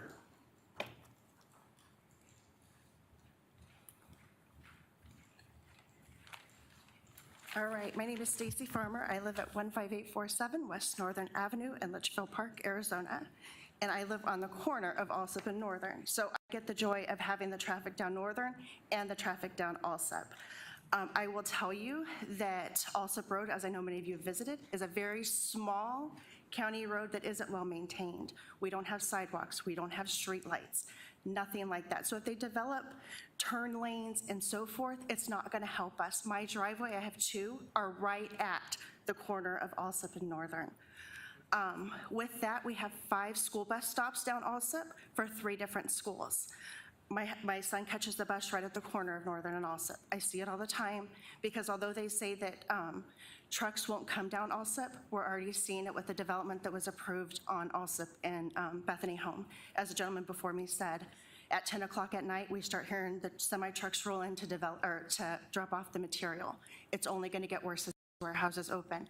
And regardless of whether they're semi-trucks or employees, our children are still out there catching the bus, riding their bikes. And again, there's not a sidewalk. And the trucks are already having a hard time turning onto our road.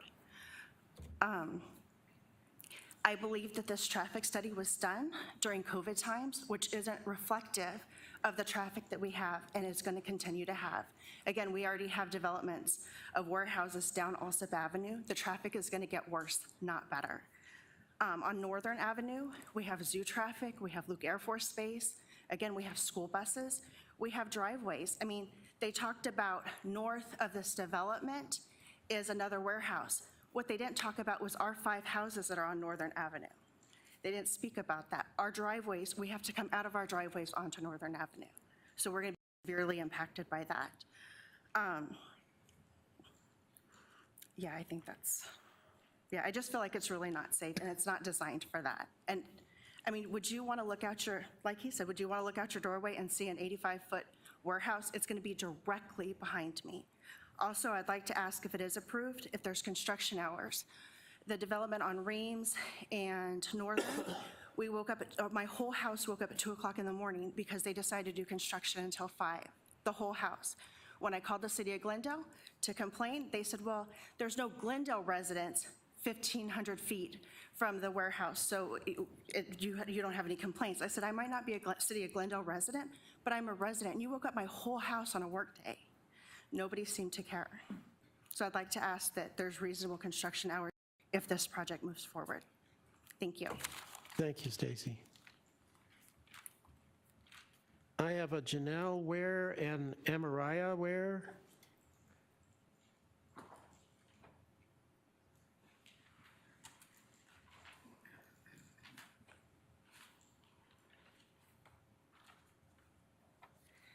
Hi, good evening. Good evening. And Mariah is my daughter. Oh, okay. So she wanted to talk too because I think it affects the children. We would like to express our concerns about the access points that are supposed to be on Alsop Road. Why is it necessary to have access points on Alsip when there's already 7 access points on Northern and Reams? We're very concerned with these huge trucks driving up and down the road. Children use the bus, walk to the bus stop. Our children like to ride their bikes, skateboards, kids on horses. They're horse properties, so. There's a warehouse after warehouse being built, taken away from the lifestyle that we had envisioned over 10 years ago when we bought our home. We had a very nice view all these years, just like they were saying, Luke Air Force Base. Now I'm looking at a big gray box. The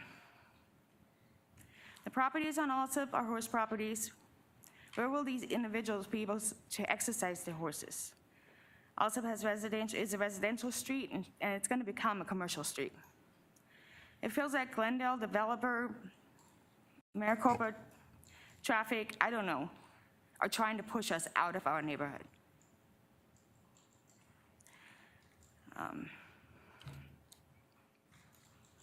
I know that emails were sent, and some of the responses, or a response that was received by our neighbor indicated that the trucks will most likely take Alsip north to Northern, then Northern west to head south on Loop 303. I'm interested to know how this prediction is made. Who's going to tell these truck drivers which direction to drive? How do we know that these trucks won't have to go north? If they need to go north and there's access points on Alsip, they would likely take Alsip south, west to Glendale, to go north on Loop 303.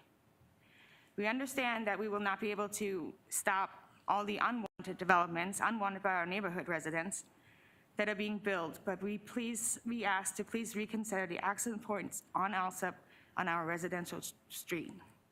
I also wanted to add, just from what was said with the 3 lanes and widening the road, where? I don't understand how they would widen the road. Our houses are there.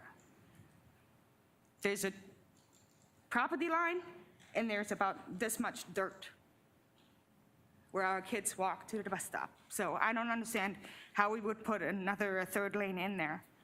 And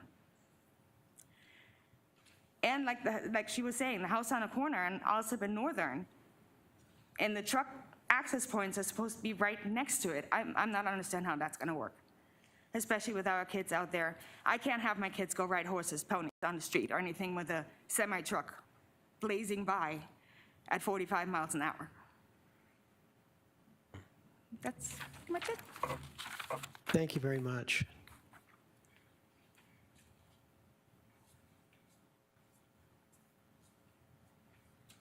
Amariah, do you want to speak?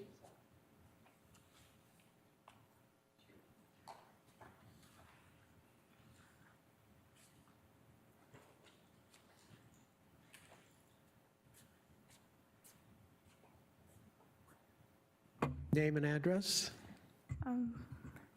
Mariah Ware, 7702 North Alsip Road.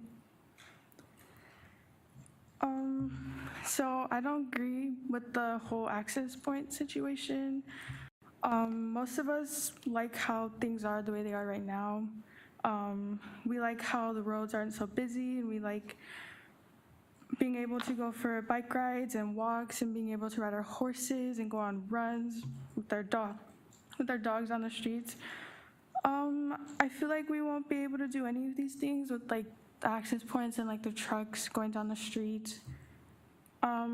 Our whole neighborhood is already surrounded left to right with a bunch of warehouses, and we see how busy the roads constantly get filled with trucks. And I know a lot of people feel like it may not be safe for the kids to allow them to go play outside or allow them to go for walks by themselves without having to worry about all these big trucks passing by. And especially when their kids are having to walk down the bus stops and we have all these trucks filling up the streets, and we just want to be able to enjoy doing the things we love to do outside, and we don't want that taken from us because of some access points for trucks. Thank you. And Glory Williamson?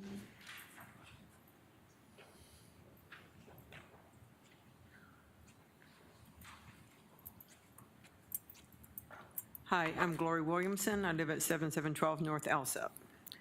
Okay, just so y'all know, there was an email I sent earlier this week that did an overview showing all of our driveways and all the residents affected by this. I found out tonight that y'all only got the email, not the attachments. So that's one thing. And also let y'all know that I've been in contact with Clint Hickman's office, and they're going to be sending y'all a letter also. And I've also spoken with Alvin Stump at MDOT, and he has told me that they're not 100% approved of the access points on Alsop. Besides the semi-trucks, think about the cars, okay? There's 3 access points. Y'all were told, in last meeting, we were told there was 2 trucks and 1 car. Well, earlier today, it was spoken about the access points. There's actually 2 on Northern, not 1.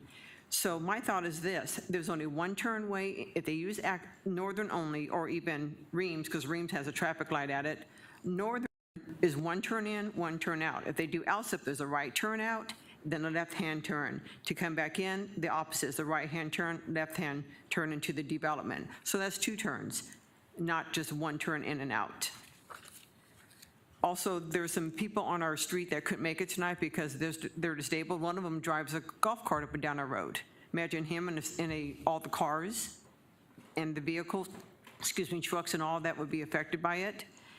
And then they had mentioned about the employees and the trucks. Well, I know like down at UPS, they have separate parking for trucks and semis so the cars don't interact. So they can just the vehicles can go out, say Reams, and then the trucks can use Reams also, and the 2 access points mentioned on Northern Avenue. And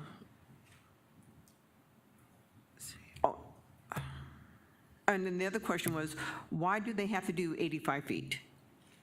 55 feet is usually the only thing that Luke Air Force Base approves. Even I talked to the people who did the one down there in Glendale and Reams are doing that one. They're only doing 55 feet. They're not doing the 85 feet. So I'd like to know why 85 feet. And also, how many semi-trucks do y'all talk about congestion? How many semi-trucks will be coming in and out that can't go up the backbone to go up to Northern and exit the 2 access points and enter the 2 access points at Northern? That way you can eliminate anything at Alsop. Just like they had mentioned in the last meeting, there's going to be an 8-foot wall north and south. How about putting an 8-foot wall also on Alsop where there's no access to Alsop at all whatsoever?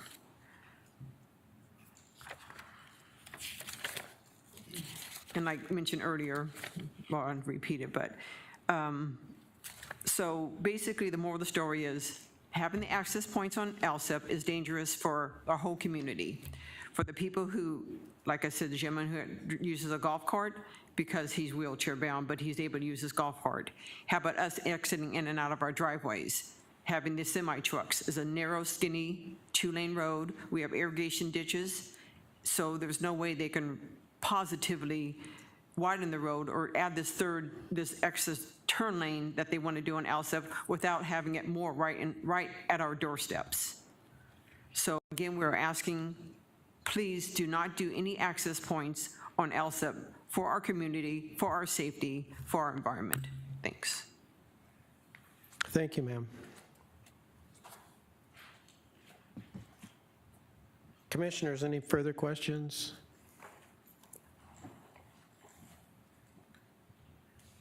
Would the applicant or applicant's representative like to make any closing remarks? Chairman Crow, members of the commission, thank you so much for your time tonight and your considerations as we've taken quite a bit of time and reviewed this. And this is an issue that we have absolutely taken seriously.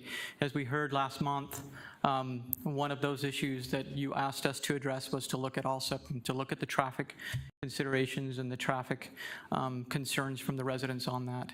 And so we went right to work after that hearing last month. And over the last 30 days since that hearing, we've had numerous discussions with the county. We've had numerous discussions with MDOT. We've had numerous discussions with the city. And at the end of that, what we have from all of those jurisdictions in letter form and with what has been said tonight, they have reviewed the traffic counts and the traffic studies. They have reviewed the distances that we are from Northern Avenue. They reviewed the access points, the 3 access points that we have, and the end result of that has been that there have been no issues from them in regards to the traffic on Alsip and to the traffic flow that goes up to Northern Avenue.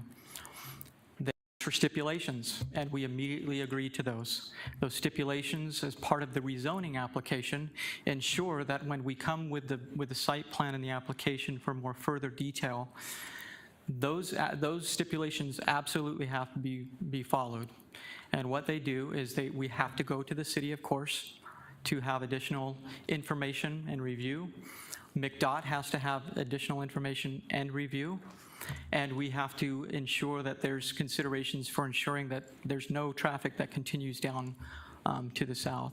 But we agree with the staff's recommendation and support and all of the stipulations that we provided.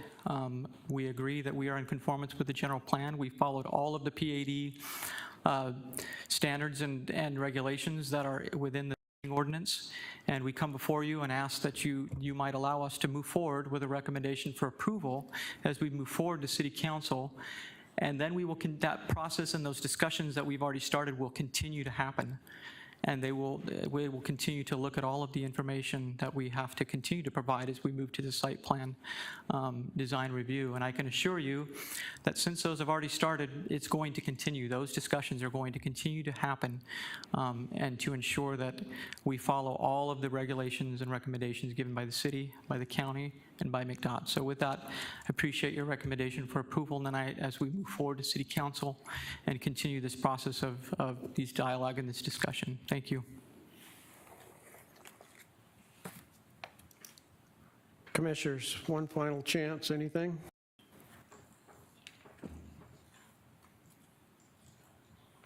One question. Commissioner Wilfong. And I just kind of like brought this up real quick to the applicant. So the Assip Road is the question here, besides the height of the building and everything else.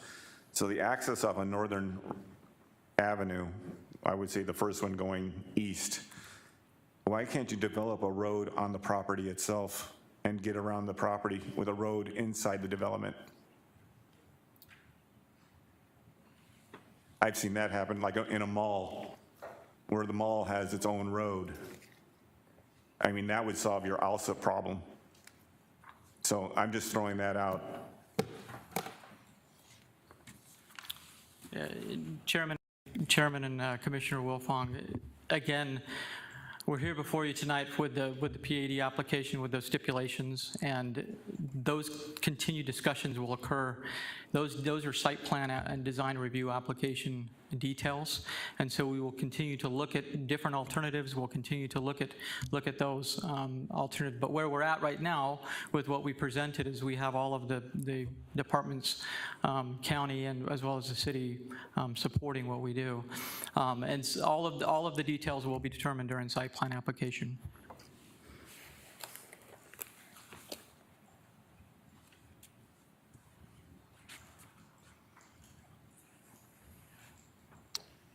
Mr. Vigil, anything final?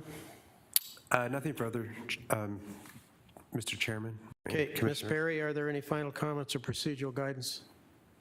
Chairperson Crow, Commissioners, there are none. Okay, I would like to remind everybody that this, first of all, the site plan that we're hashing over here is a conceptual site plan and still has to go through a lot of process before it's finally approved. It is a zoning application, and the county has jurisdiction over Alsip. Those are the three things that keep bubbling to the surface here. So the public hearing for case number ZON 2116 is now closed. Do I hear a motion?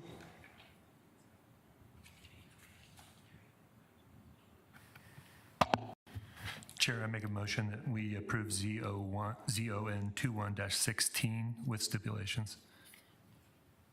Do I hear a second?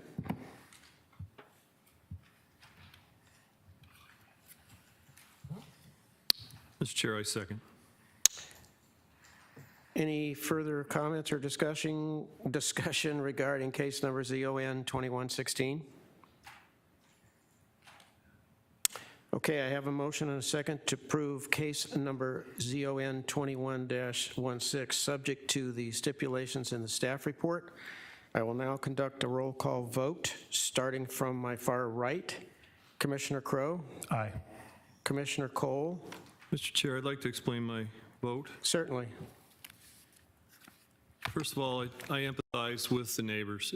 This is a difficult situation, and it's inevitable as communities grow that development like this clashes with existing previous development.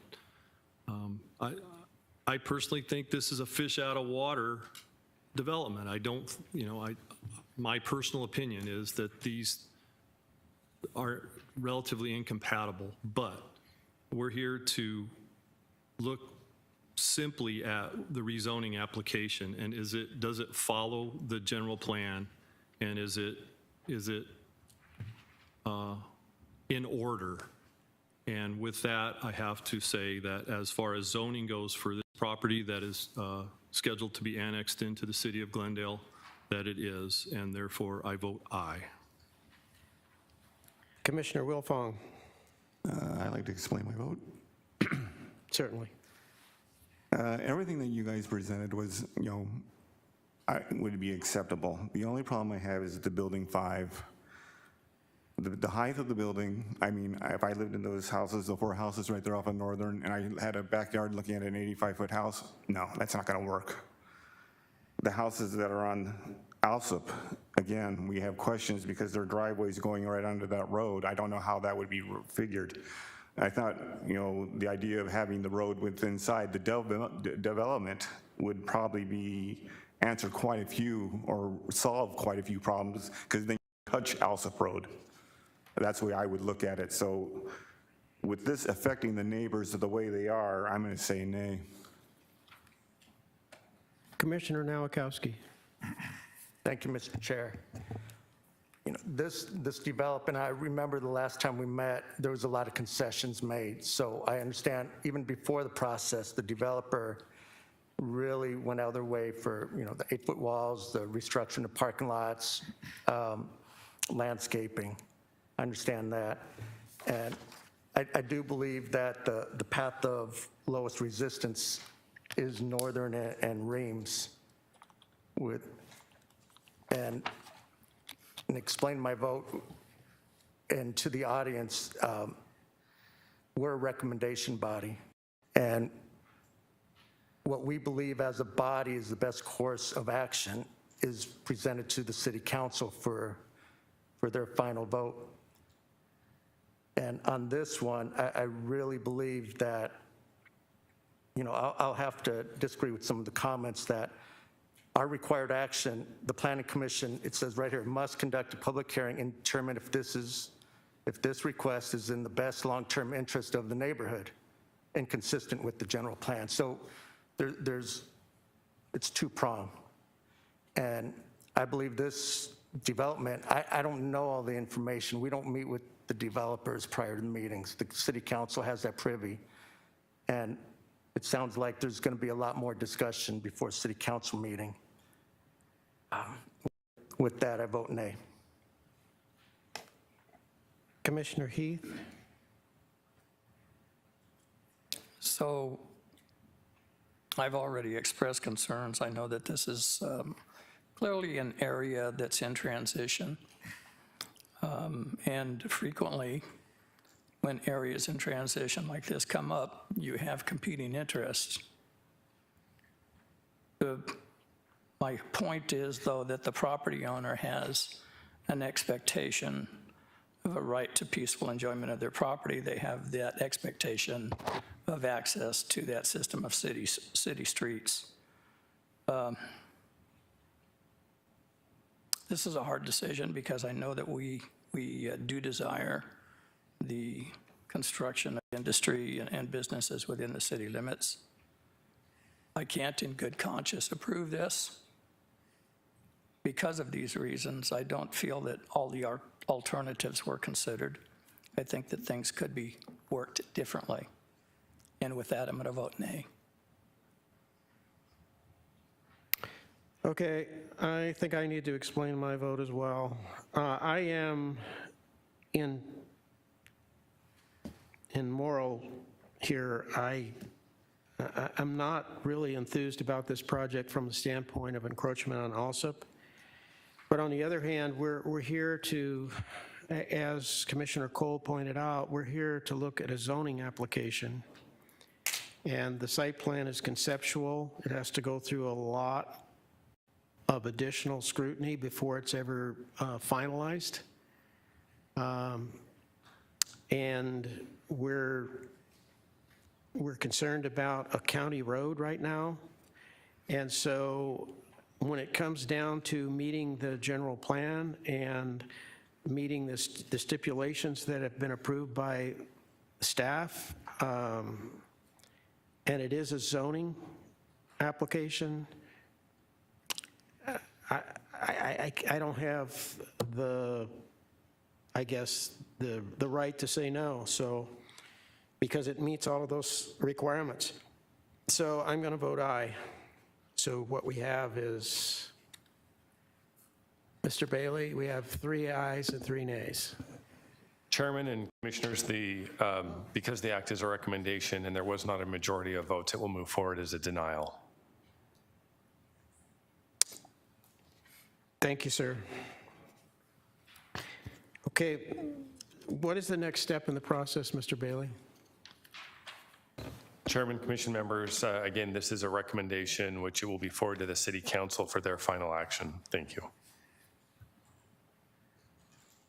Mr. Chair, point of information. Commissioner Cole? Mr. Bailey, so how's that communicated to council?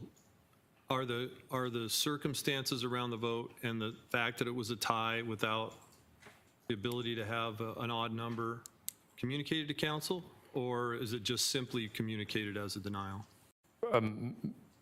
Chairman, members, I think it's forwarded noting what the vote was, so the council will see that it was a 3-3 vote. Also, the minutes are provided to the council so they'll understand what the context of that was.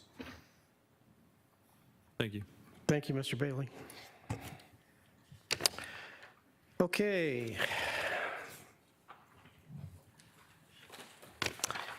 We will move on to our next agenda item, which is case number ZON 21-14. And that will be presented by Ms. Lavelle. Yes.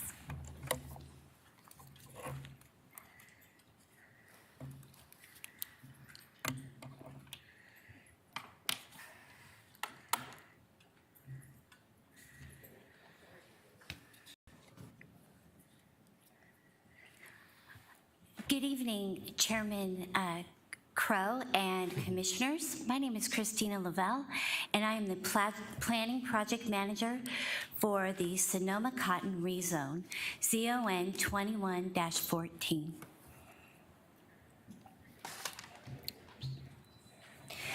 Okay, this is a request to rezone approximately 36 acres from M1, which is light industrial, and C2, which is general commercial, to planned area development. The property is currently within the Maricopa County jurisdiction, and it is currently under review for annexation into the city. The county zoning for this property is planned industrial, and it's also intermediate commercial. And once the property is annexed into the city, it will be like zoned as M1 and C2, and that is what, and then they will rezone to PAD. This is a vicinity map that shows the property in relation to City Hall. This is at the southeast corner of Northern Avenue and Cotton Lane. The general plan has this area designated as regional mixed use. Here is an aerial map that just kind of shows you the property in relation to the properties around it. As you see, this property is kind of, it's irregularly shaped. It's kind of we call it the Z-shaped property. It has to the southeast of the property, it is the U-Haul site, and then on the corner of Northern and Cotton, that parcel is owned by the church. To the south, the parcel is vacant. To the west, it is a large lot Maricopa County subdivision, and to the north, they're vacant properties. This property is currently surrounded by all county jurisdictionally properties. This map is the Luke Air Force Base contours map. As you can see, this property is well outside of the 65 LDN, which is the Luke Air Force Base noise contours. This map is the Luke Air Force Base graduated density concept. So to explain this, the Luke Air Force Base has a program where as you move away from the Air Force Base, the density that is allowed increases. And this particular property is in a zone where they would be allowed to have 4 dwelling units per acre. The PAD proposes industrial, commercial, and multifamily residential zoning. They are using the zoning for M1 and C2 and multifamily residential. They have deviated from this the code requirements. They are asking for a maximum building height of 50 feet. They're asking for a maximum floor area ratio of 37%.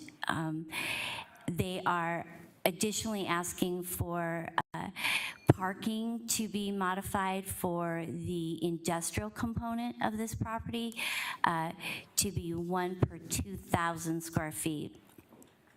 They are additionally asking for 144 detached and attached dwelling units, and this calculates out to 4 dwelling units per acre over the entire site.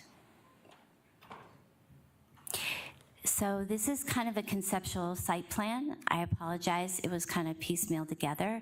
There are 2 separate developments that it is shown on this, but this is a good example of what could occur on the property and where access points will be taken off the property. So this is the conceptual site plan for the proposed residences. These residences are to be rental units. They are bungalow-style multifamily residential. They consist of 1 and 2 bedroom, attached and detached. What that means is that some of them are single occupancy units, and some of them are more like duplexes. The property accesses off of Cotton Lane. Cotton Lane is controlled by Maricopa County Department of Transportation, and they have proposed 1 access point. In addition, they are proposing CMU block walls adjacent to the industrial portion, and they are proposing a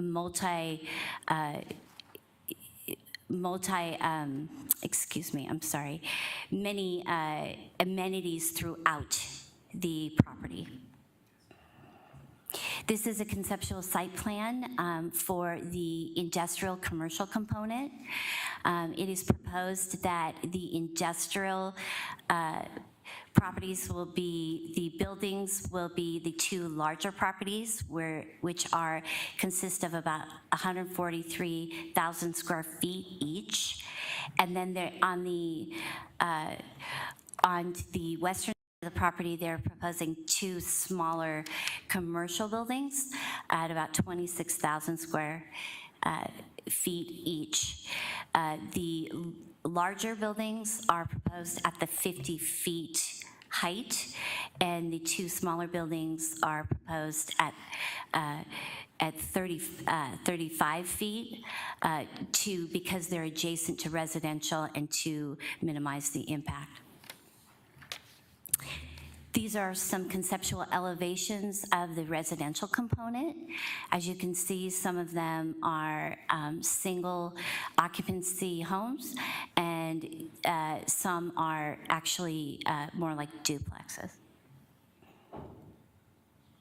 This is a conceptual site plan of what could occur in the industrial commercial site. Currently, there is not an application in for this, and there is not an end user. So this is conceptual in design. The applicant met all of the legal requirements for noticing. The applicant actually held a virtual meeting with the neighborhood on June 17th. The applicant actually did a kind of a citizens outreach the week before, just to kind of go out and answer questions of the neighborhood, and nobody attended the meeting, and no comments were received. The findings are the amendment is consistent with the policies and objectives of the Glendale General Plan. This area is regional mixed use, and the mixed use component of this this PAD is consistent with that. The number two, the amendment is consistent with the policies and objectives of the Luke Air Force Base graduated density concept. This Luke Air Force Base has reviewed this project through pre-app phase and through the rezoning process, and has approved the 144 dwelling units as 4 dwelling units over the total site.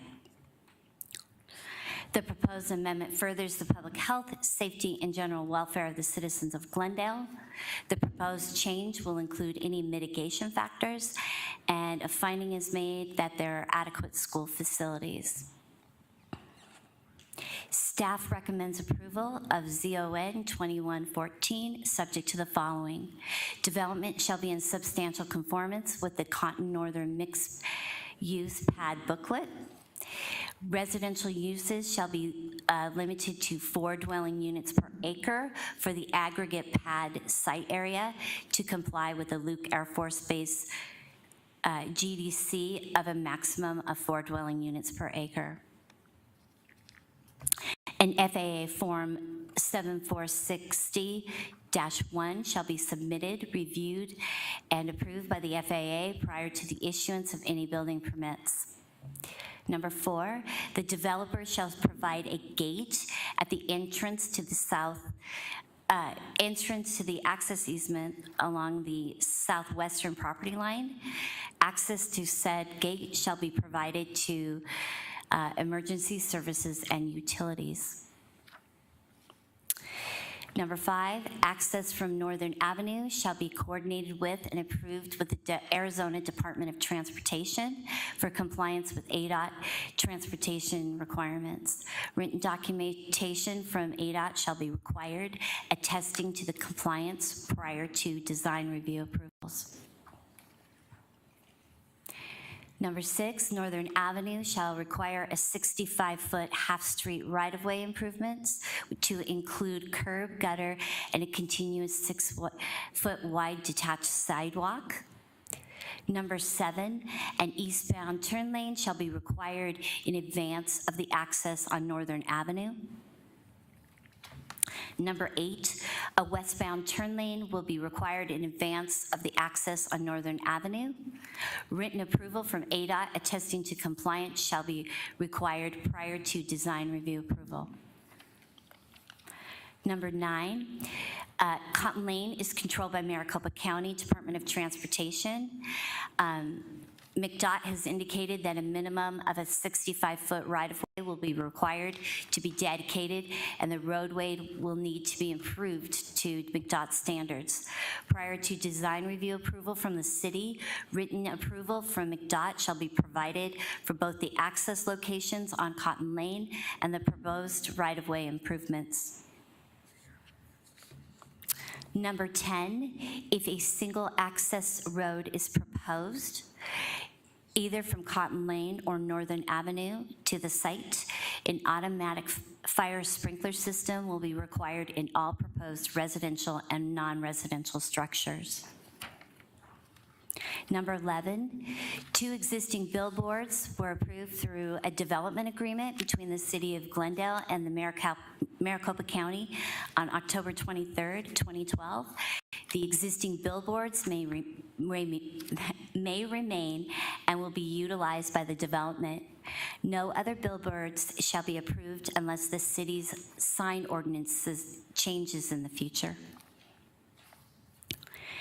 That concludes my presentation. I would love to entertain any questions. Commissioners, anything for Ms. Lavelle? Chairman? Commissioner Wilfong.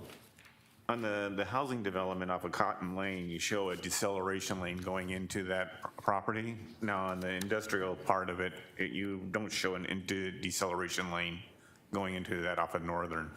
Is there, because you have a couple of things that stipulate access lanes. Is that what we're talking about there? Is it deceleration lane? Yes, it is. Okay. And the applicant has their transportation engineer here and can answer any questions that you have specifically. Thank you.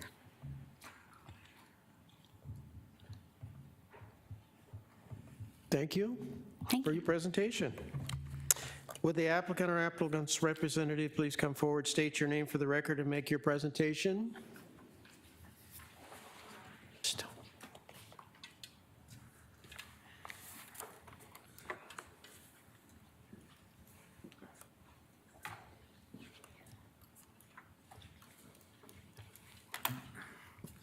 Good evening, Adam Baugh, 2525 East Arizona, Biltmore Circle. Looking at that exhibit, it actually reminded me of something a little embarrassing, but in 1987, my dad bought home a bootleg IBM. We couldn't afford the real one. I didn't even know how to use a word processor, but there was one game on there. It was Tetris. And there was one piece, if you remember Tetris, the way the shapes would go around, that was always the problem, and it looked just like this piece right here. It's hard to fit with that type of a geometry and angle of a property like this. And what you're going to hear today is some of the challenges of why this property is that way and why we think this is a good proposal. I think staff's done a good job. There's only a few things I'd like to touch on, and it's really going to focus on some of the site challenges of why everything else in this corridor has been the first to develop, why they've attracted big-time tenants, yet this piece, despite being on a freeway, is one of the last ones to get some attention. It's important to know that it is part of it's consistent with general plan designation, which is regional mixed use. And regional mixed use includes a little bit of everything, but particularly some industrial, some commercial, and some residential. And the current zoning today in the county doesn't really reflect what your general plan designation is. Upon annexation and upon approval of the rezone, we actually will become consistent with what your general plan is. Here's the county zoning map today. Right now, part of the property is on industrial that faces the residential, which is kind of a weird situation, yet the property along Northern is a commercial category. The challenge with that is if you've driven down this freeway interchange, most of your roads, Peoria, Olive, Glendale, they have full access movements at the freeway, both on-ramps and off-ramps on each northbound and southbound direction. We don't enjoy that same luxury here. So you can you cannot, driving southbound, exit on a Northern. And if you're on Northern, you want to go northbound, you can't get on the on-ramp here. And that's a real challenge as it relates to this site, and that's why we think a little bit of reimagining can make a big difference here. Beyond just that limitation of the freeway, ADOT controls the access points along Northern Road within the first 660 feet of our frontage near the freeway. And unfortunately, what that means is we don't get the type of access abilities that other similar properties do. We expect in the future that ADOT will likely require a median in that road, which is a big concern as you try to attract developers to come to this parcel here. The other point of this property is that angle and geometry of the site. As I mentioned, I think they refer to it as a Z shape. Sometimes I call it the butterfly wings, but we don't have control over the hard corner. That's a different property owner. And because we don't control that, we kind of have this weird situation where we have two different projects somehow under the same ownership and parcel, just different wings of it. And so what we've tried to do is address some of those things. The problem with that is there's a pinch point as those two wings come together. And recognizing that they're sort of separate in nature, it was important to find different projects that work for each of its points. The last thing I want to highlight is there's an easement here, and you don't really see that on a map like this, but there's an easement that runs north and south through the property from Northern all the way down. It's a 100-foot wide APS easement. In addition to that is an access easement for U-Haul. And so when you combine those together, it really limits where you can put your buildings, how you can use your drive aisles, and all those kinds of considerations. Unfortunately, what it really does just means you need to be creative on how you address this problem. You need to be creative on how you deal with the geometry of the property, how you deal with the limited access points, and how you deal with a freeway that you don't get to fully access. And I think that's why we were able to find success in addressing a number of these issues. And the only way to really make that possible is to kind of bifurcate the site into two different types of products. I'll show you a little bit of what staff showed you, but we have an opportunity to do both a commercial and an industrial along the northern frontage. I think the two buildings on the east side are clearly like an industrial type of building, but what I like is the skinny buildings on the west side. And this is something you haven't seen done in Glendale or in this corridor, but we actually think we can do something really unique here. Those end cap buildings can serve commercial, retail, and service uses. But that western building, as skinny as it may be and a little unusual for the marketplace, can serve as what we call maker spaces. So people who have a small showroom and a small warehouse in the back, someone who does more of a metalworking or other types of hobby interests, you don't have a space for small business in this corridor. Someone doesn't need 125,000 square feet, who is not a big user, might need 7,000, 10,000, 12,000 square feet. That's why we like that skinny building on that side. And up until now, no one's really looked at that site as a way to address and work around those access and power line issues. We actually think we can solve that. And by doing the blended of commercial and industrial on that side, we amplify the opportunities to make lemonade out of what could be a lemon property. Along the southern side facing Cotton, we just felt like it was simply inappropriate to put industrial right across the from residential. I think you heard how that played out in the last case just before you. And we took some cues in this process long before we filed it. So we worked actually with the community to the west. We actually did some door-to-door outreach. We held a neighbor meeting all before we even filed our application. Part of that effort was to know what issues we may face, what concerns they may have, how we can address that in the plan. And the feedback was supportive because once people kind of understood that industrial is presently allowed across the street, something like this was far more preferable to them than what could otherwise exist. And so for that reason, we decided we'd move forward with the zoning case. And so what you see for you today is really an effort of early outreach and problem solving. I've already covered some of these things here, but what we like to do is build some industrial commercial buildings along the frontage, along Northern. I already covered a little bit of layout there, and then some residential. Try to do, I think sometimes staff calls it multifamily. Yes, these are rentals, but these are homes. And these homes are configured in a way that's in appropriate scale to the property across the street. They're single story, they're low profile, and as a result, they have a little bit much lower density than a typical apartment arrangement. And what I like about this is that last bullet point. 43% of our community is open space. And that's open space both for like amenity areas, parks, playgrounds, tot lots, pool areas, but also private open space, because all these homes have private rear yards, which is unusual for a normal type of rental product. And the key consideration, and one of the things that we heard from the neighbors to the west, was to make sure that we enhanced our landscaping and that we had attractive entrance points. And so those are the considerations that we started to look at here. Recognizing that we have an access easement on the south side of the property that serves a cell tower in the back, and then an access easement on the east side, and then the weird shape of the geometry of the property. I think we did a pretty good job highlighting and bringing in a really high quality product that when you drive in feels like a boulevard with a key entry feature with the clubhouse setting, and then the homes wrapping around a central circular road. What I like about this is these units are highly amenitized. They have superior features, countertops, automation. You can pull up to your parking spot and push a button and your lights will automatically turn on, your AC can turn on, you can turn on a TV just because of the way you have these units automated from entering the community. We've paid special attention. I think staff has done a really good job steering us on how we enhance our product, not just one side or the second side, but all four sides of architecture. And then each of these units have a number of different elevation faces. And so while you may have a single bedroom or two bedroom, on the exterior, they'll have different designs and features and colors. So that way it breaks up and feels and lives like a single family community, even though they're all for rent. The key thing I want to point out is even our clubhouse and our garage space are highly designed to, and this is when the view, when you drive into that main entrance point, you see this building right here, you know you've entered something a little bit more of a premium type of product. At the end of the day, we think we've hit a market segment that doesn't exist in this area up until now, because you have a lot of employment that's coming in this corridor, but you don't have a lot of housing for that employment. And what we've seen time and time again is employers look at a workforce as they consider sites and areas they want to select and where they want to build. But if you don't have the workforce to support them, they'll find somewhere else. Unfortunately, you have a lot of ranchettes on the west side of the road that doesn't really sustain workforce that's planned up and down this freeway corridor. You only need to look at the sides of the buildings that are planned or being built and know that you need to supply that workforce. And to supply that workforce, you need housing appropriate for it. I've already kind of covered some of these things, but some of the reasons why people like living in an arrangement like this is they're done living in apartments. They don't want to live where they're on the second or third floor and they can hear the neighbors around them. They want to live where it feels like a home, but they don't have to any of the maintenance obligations of it. So it is private spaces, single family style living. People choosing to rent here by choice more than anything else.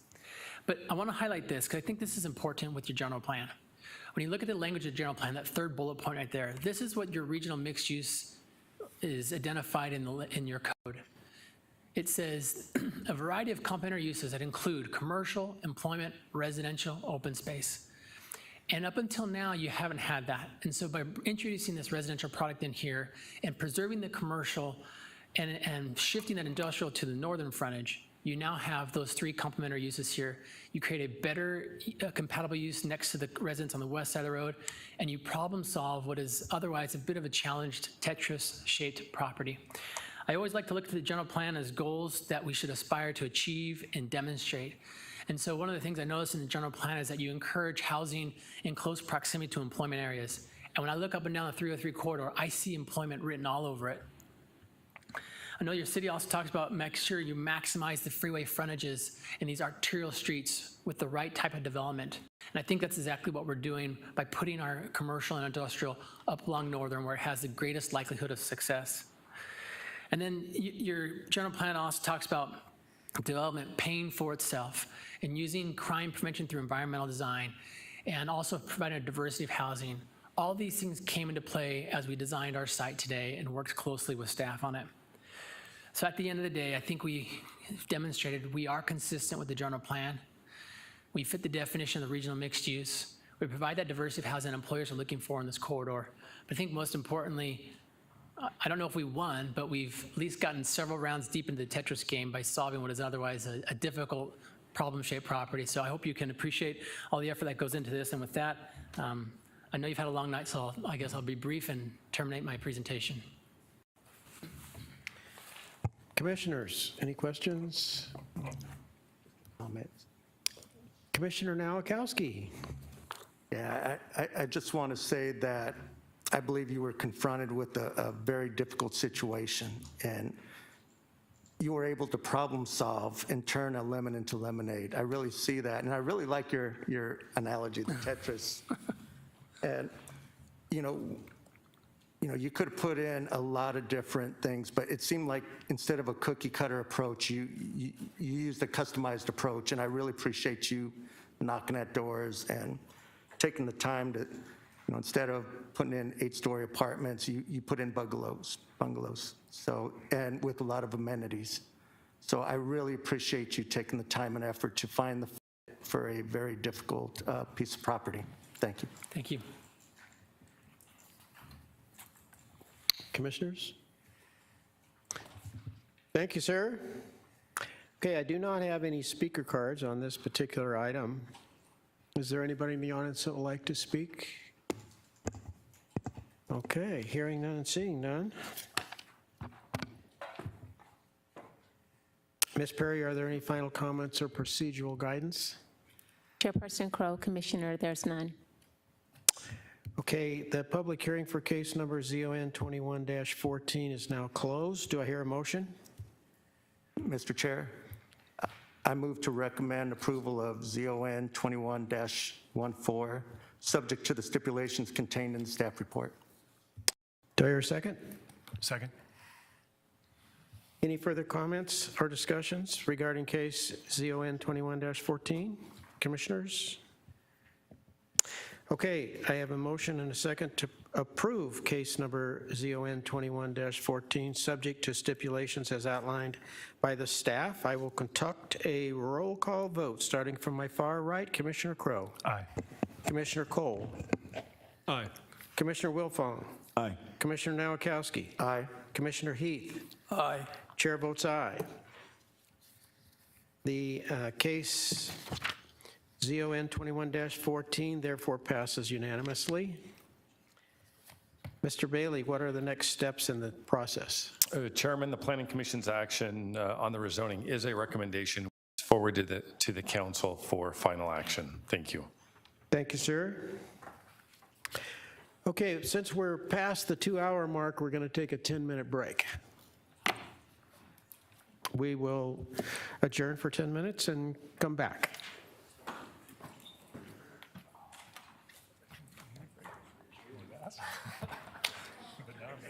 I like that.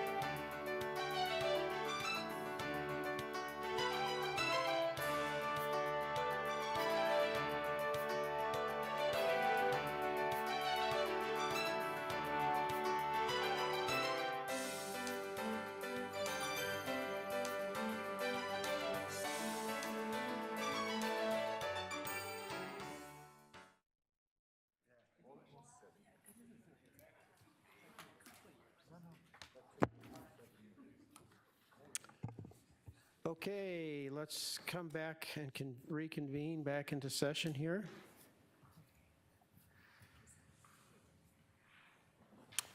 Our next agenda item is case number CUP 21-03, and Ms. Castaneda will do presentation.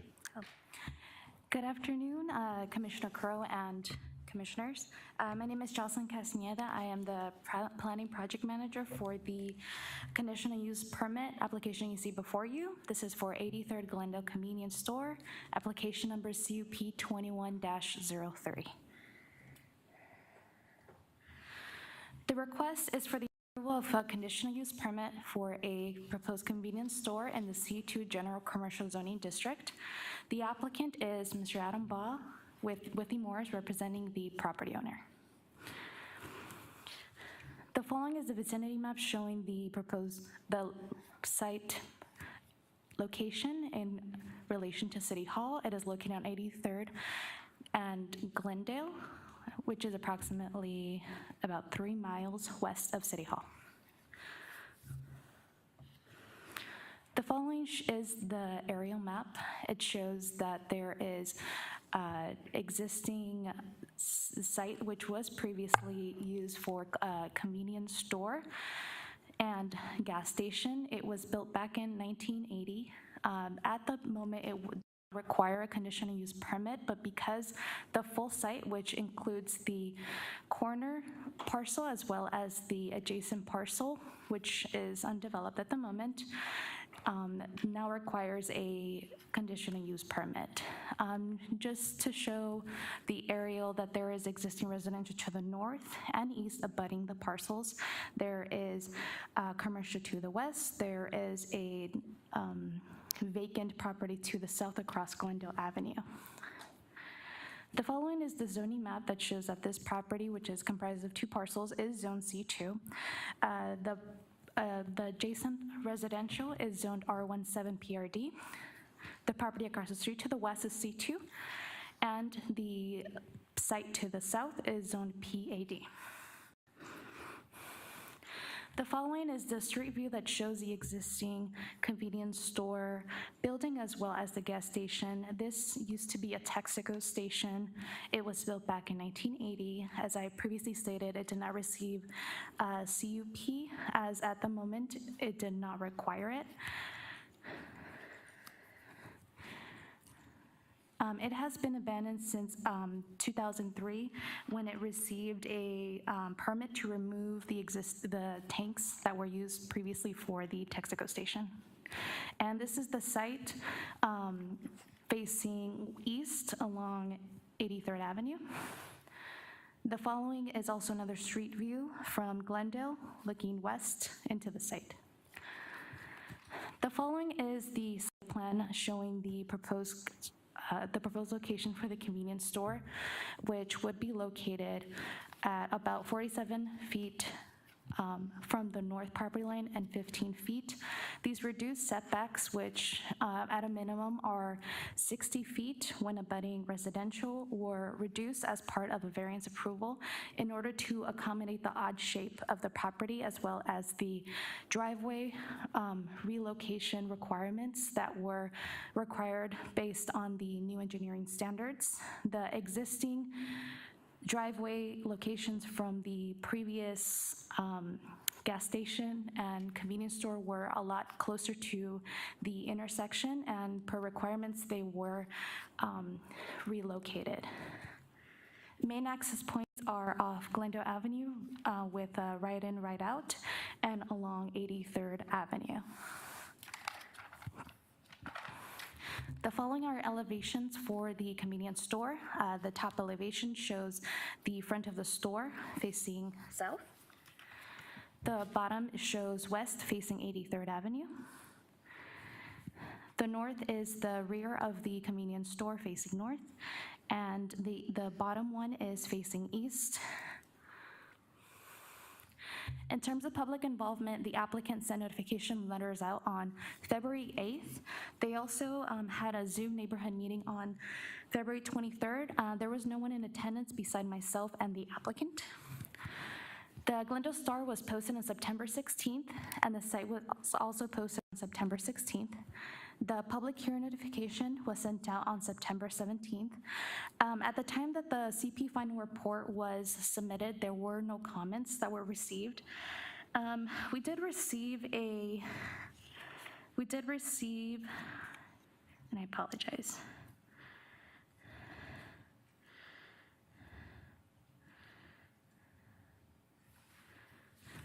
We did receive a correspondence from, and it was more of a in-person from one of the property owners.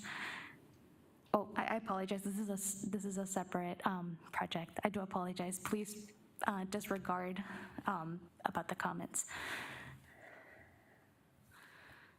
Okay. The findings are the following. Planning staff finds that the request meets the findings for section 3.94, that 3.904, which is found in the zoning ordinance. The following is the analysis. The convenience use is consistent with the general plan and zoning district uses. The general plan designation of GC allows for the proposed use, and the zoning district of C2 allows for this use, subject to a conditional use permit.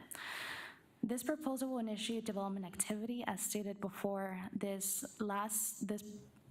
property was last used in 2003 as a Texaco station, so it has been abandoned for a significant amount of time.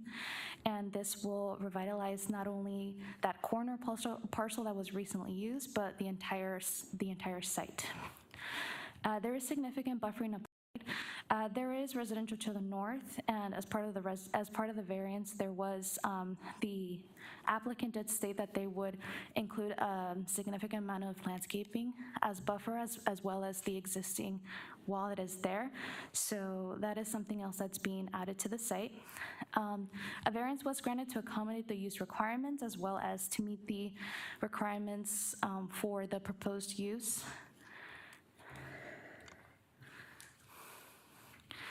There's adequate access for the property on the major intersection. There is a deceleration lane that it was required by transportation and approved in order to be applied to the south entrance off of Glendale Avenue.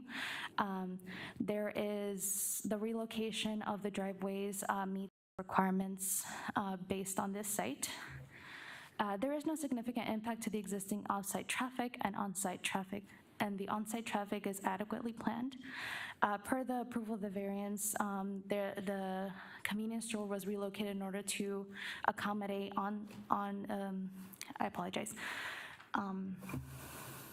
on-site circulation, and also to locate the appropriate driveway locations for this use. It is compliant with the C2 development standards and requirements. It is compliant in terms of parking, landscaping, as well as anything else required within this zoning district. Planning staff makes the following recommendation. The approval of CUP 21-03. The first stipulation is that development shall be in substantial conformance with site plan dated August 10, 2021, and the project narrative dated September 14, 2021. And before I move forward to the second stipulation, there is a modification to the August date, and it will change, and I will just repeat it to state the date. This is in regards to the site plan. So development shall be in substantial conformance with the site plan, which will be dated August 16th, 2021, and the project narrative dated September 14th, 2021. The second stipulation is that a minimum of 6 trees consisting of a combination of 24-inch and 36-inch boxes should be planted along the north property line to provide additional buffering to existing single-family residences. This concludes my presentation. I'll be more than happy to take any questions. I do have one. Yes. The site plan, according to my notes, was dated August 10th, not the 16th. Is that, which one is correct? The correct site plan is actually under tab 4 with the attached narrative. That is the correct site plan. So is it the 10th or the 16th? It is the 16th, and I verified with transportation because the site plan that was attached is not the site plan they had approved. So it's the 16th is the correct one. Okay, thank you. Commissioners, any other questions? Wow, Okay, you did a great job. all right, thank you. Yeah. Okay, would the applicant or applicant's representative please come forward, state your name for the record, and make your presentation?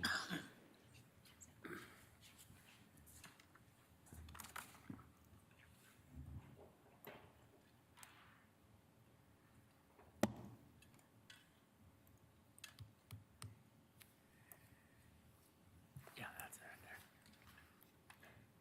Thank you. Okay, Adam Baugh, 2525 East Arizona Biltmore Circle. I don't have a video game analogy this time, but sometimes you just need to blow up a site. And this is one of those scenarios where when you look at this picture here, you go, yeah, it's time. What's interesting about this property is it's been a gas station for a number of years before the residents were built around it.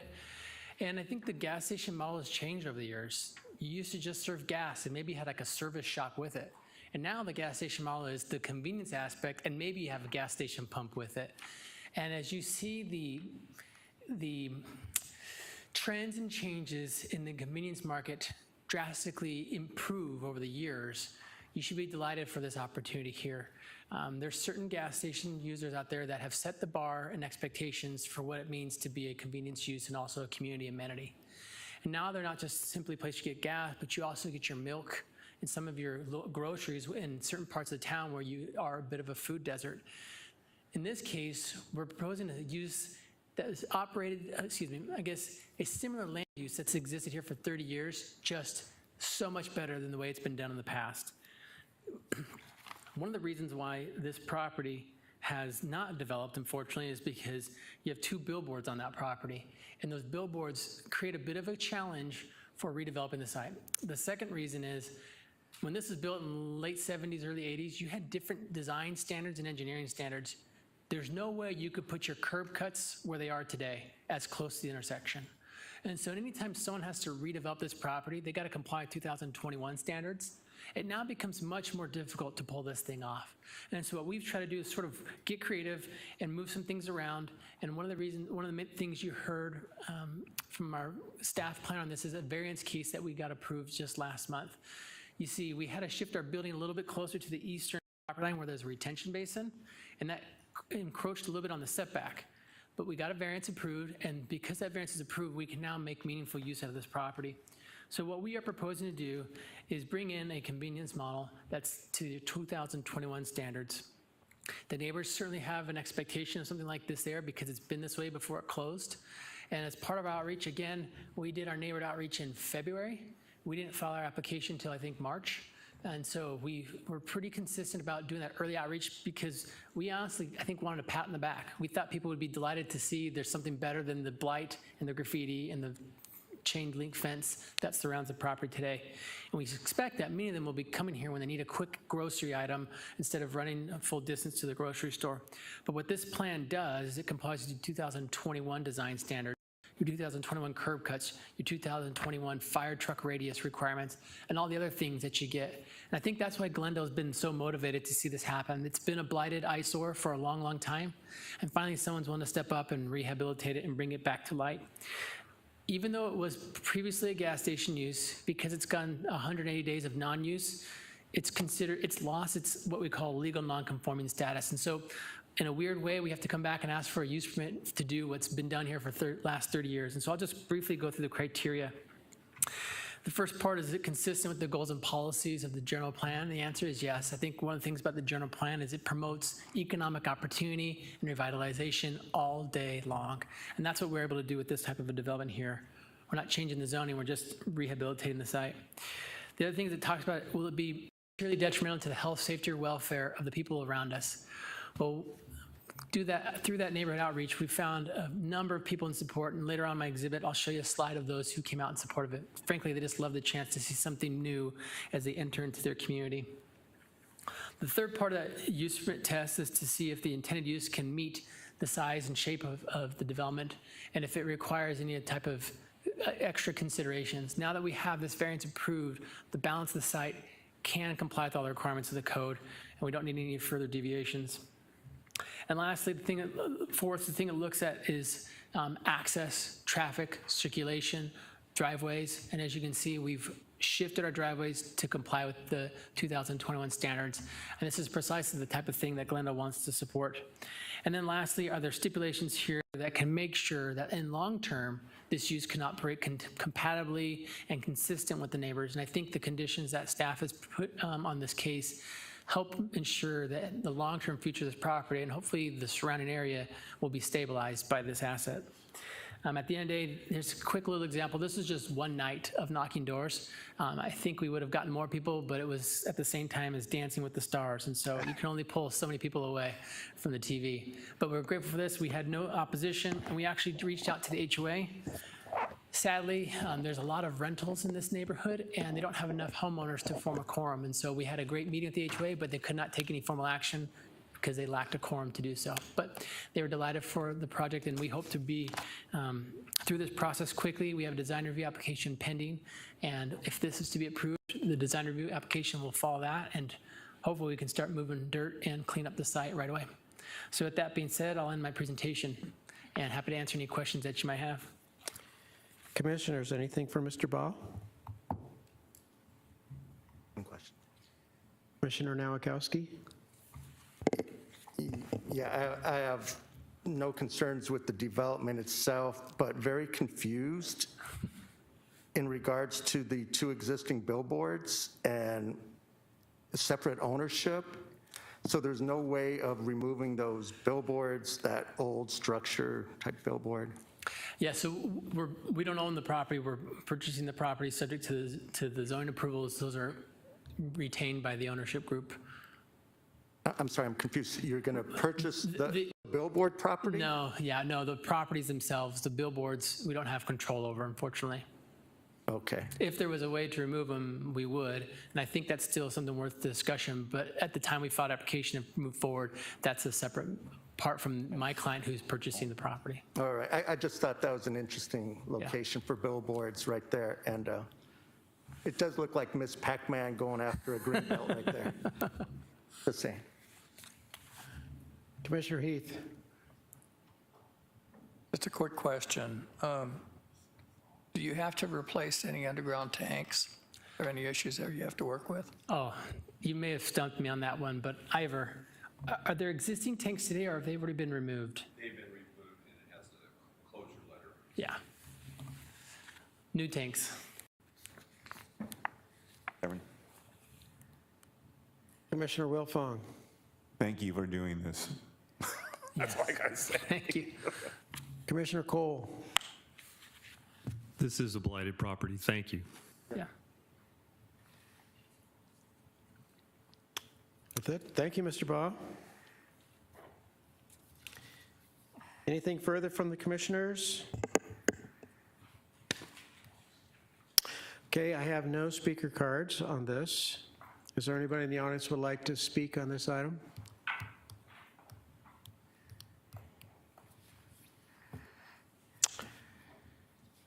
Ms. Perry, are there any final comments or procedural guidance?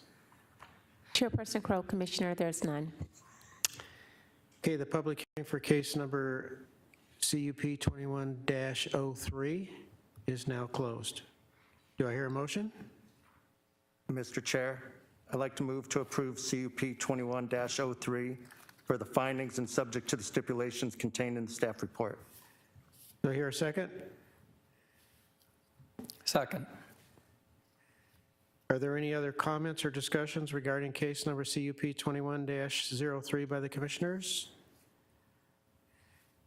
Okay, I have a motion and a second to approve case number CUP 21-03, subject to the stipulations as outlined in the staff report. I will conduct a roll call starting from my far right. Commissioner Crowe. Aye. Commissioner Cole. Aye. Commissioner Wilfong. Aye. Commissioner Nowakowski. Aye. Commissioner Heath. Aye. Chair votes aye.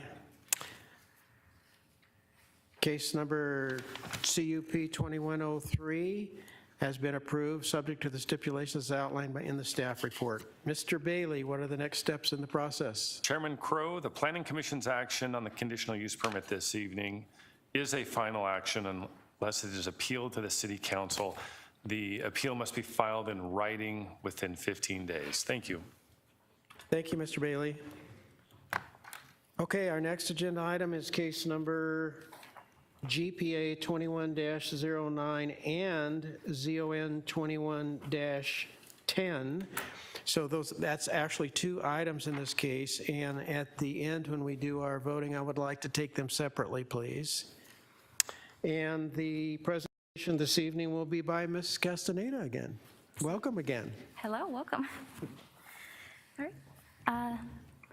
Commissioner Crow and commissioners, my name is Jocelyn Castaneda again for this Raising Cane's GPA 2109 and ZON 2110, the general plan amendment and rezoning case for the proposal. Tonight's request is for a minor general plan amendment from office to GC, general commercial, which includes the entire site comprised of 3 parcels, which is 0.97 acres. The second request is also for a rezone of approximately 0.47 acres of land from CO, commercial office, to C1, neighborhood commercial. The following is a vicinity map showing the location of the proposed Raising Cane's. It will be located on the southwest corner of 59th Avenue and Thunderbird Road. The following is a vicinity map showing the site in relation to City Hall, which is north of City Hall.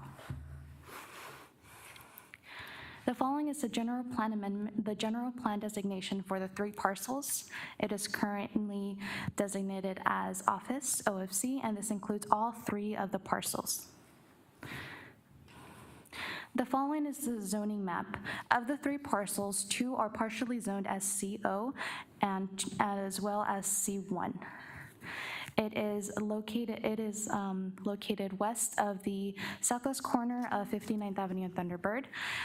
The parcel to the right is C1. The parcel to the west is an office space, zone CO. To the southwest is the Arizona Canal. To the north are C2 properties.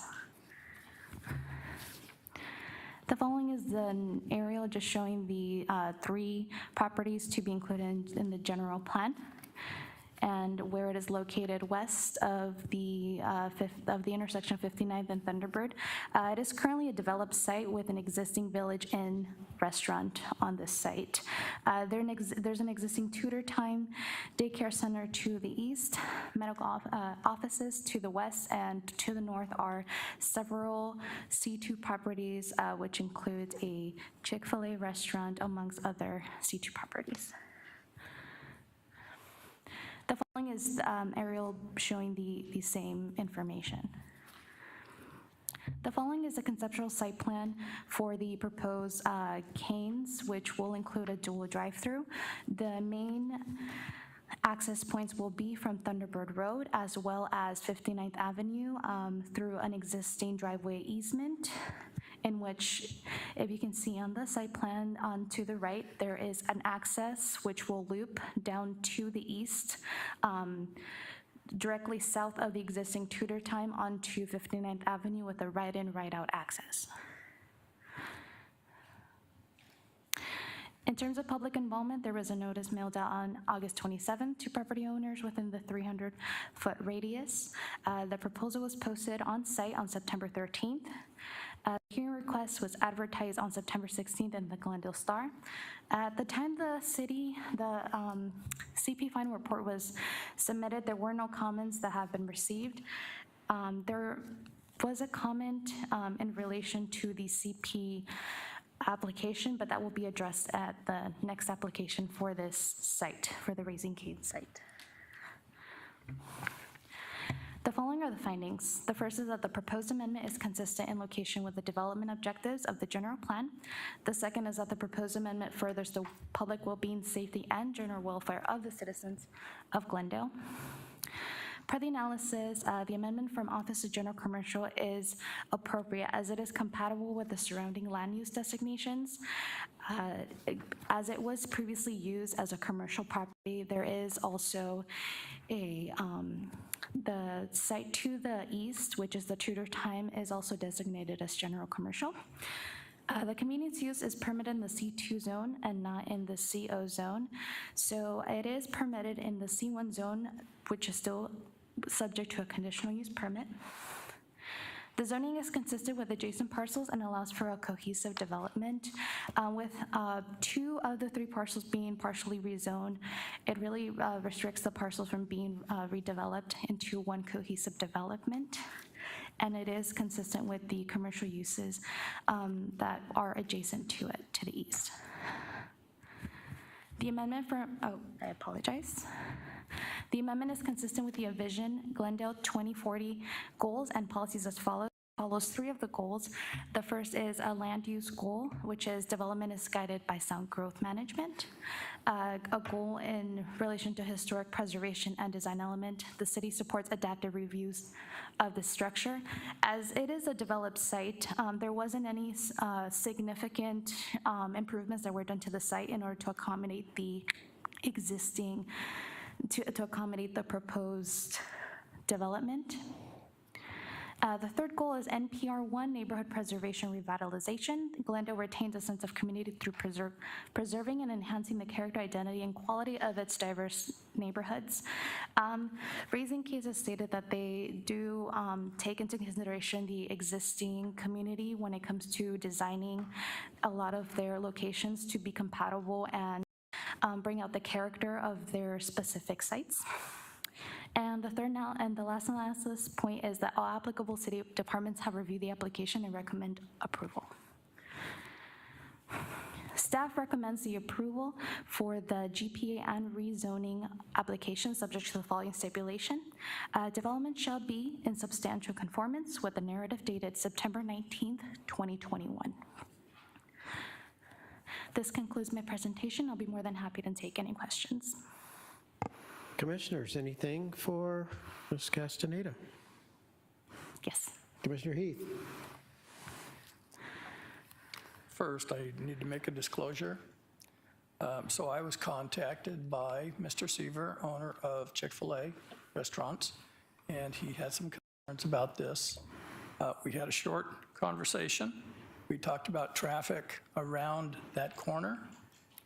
The traffic that stacks up on Chick-fil-A, he has to have traffic control to direct that traffic there on the corner. This proposed business is directly across the street from the Chick-fil-A. And Mr. Seaver is here this evening, and he will speak about those issues, but I needed it to be known and made public that we've had this conversation. Okay. Mr. Bailey, do you see any conflict there where he should recuse himself, or are you okay with it? Chairman, and that is exactly what you should be doing as a commission member in the event that somebody approaches you individually, that you disclose that you've had that conversation on the record, and that is sufficient in that regard. Thank you. Thank you, sir. Commissioner Cole. Ms. Castaneda, thank you for your presentation. The access off Thunderbird, is that going to be left in, left out? Transportation did not require anything to be basically revised in terms of the existing access, and at the moment it does not have a right in, right out. Thank you. Commissioners, anything else for Ms. Castaneda? Commissioner Heath? Ms. Castaneda, the location of the Cane's restaurant is fairly close to the intersection of 59th and Thunderbird. And I'm very familiar with that corner. I've driven it many times, and I've tried to enter into both the Village Inn and the auto parts store there, right next to Chick-fil-A, Wiener Schnitzel, et cetera. Very hard to make left turns in or out. And so I would recommend to whoever, and I'm not sure how we would go about that, but I would recommend it be a right turn in and a right turn out. Even on the right turn in, or I'm sorry, right turn out, I sat through 1.5 cycles of the light in order to be able to make a right turn out of that property. So I think we definitely need to consider traffic in that area. Thank you, Commissioner. Commissioners?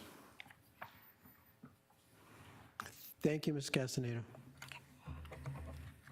Okay, would the applicant or applicant's representative please come forward, state your name for the record, and make your presentation?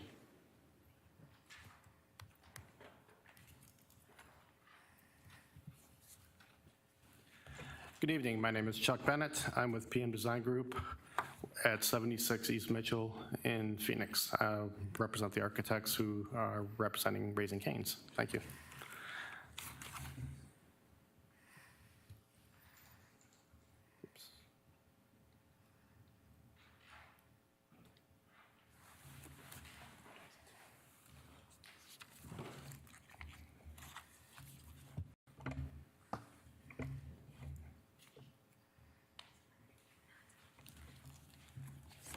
It's okay.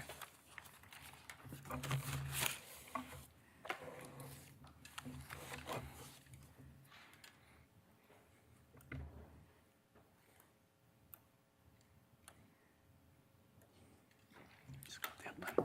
Okay, great. Thank you. Appreciate your consideration for our rezoning and our CUP tonight. Thank you very much for that. This is my first time in Glendale for presenting, so I'm going to excuse my little paper mess here, but we'll get on with it. So I don't necessarily reiterate what Ms. Castaneda mentioned. And there we go.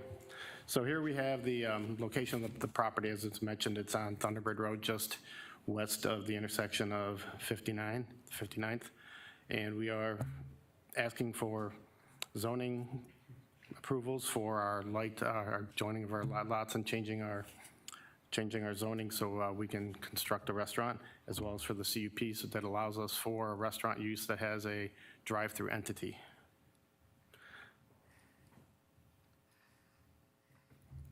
Just reiterating what I just said. We put the slide in here for Envision Glendale because we believe that Raising Cane's mimics some of Glendale's Envision 2040, which Ms. Castaneda went over.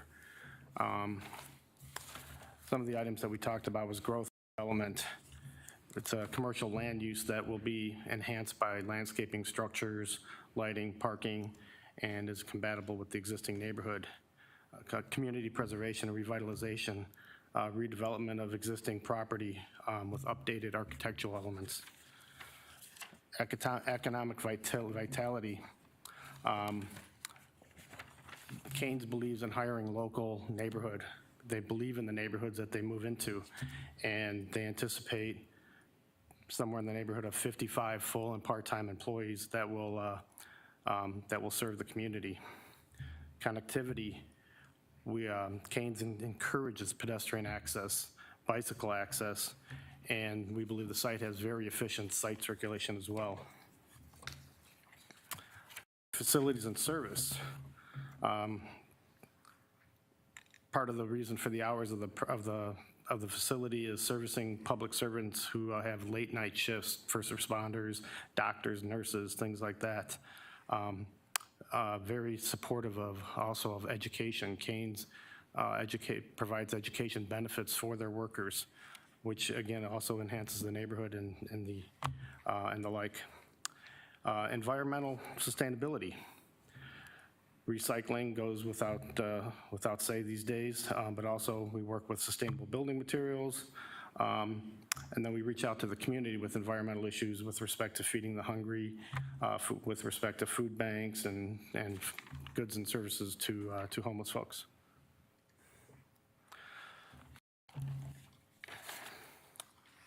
So a little bit about Raising Cane's. Cane's was founded by Todd Graves in 1996 in Baton Rouge, Louisiana. It's a company that has one love, and you'll see that statement over and over again when you relate it to Raising Cane's, and it's quality chicken finger meals.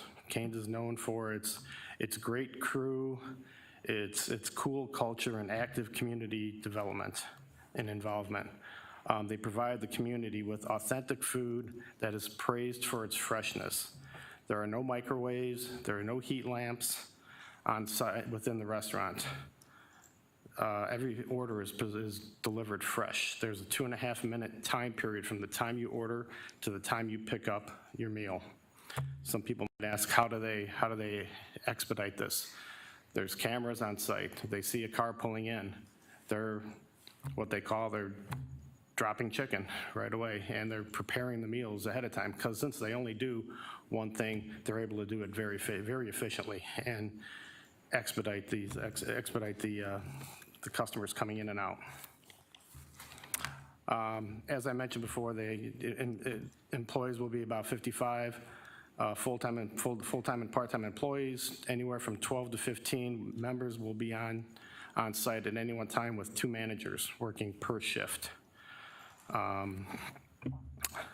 During busy times, when with any restaurateur that has a drive-through can express, is that it gets, how do you expedite people getting in and out efficiently?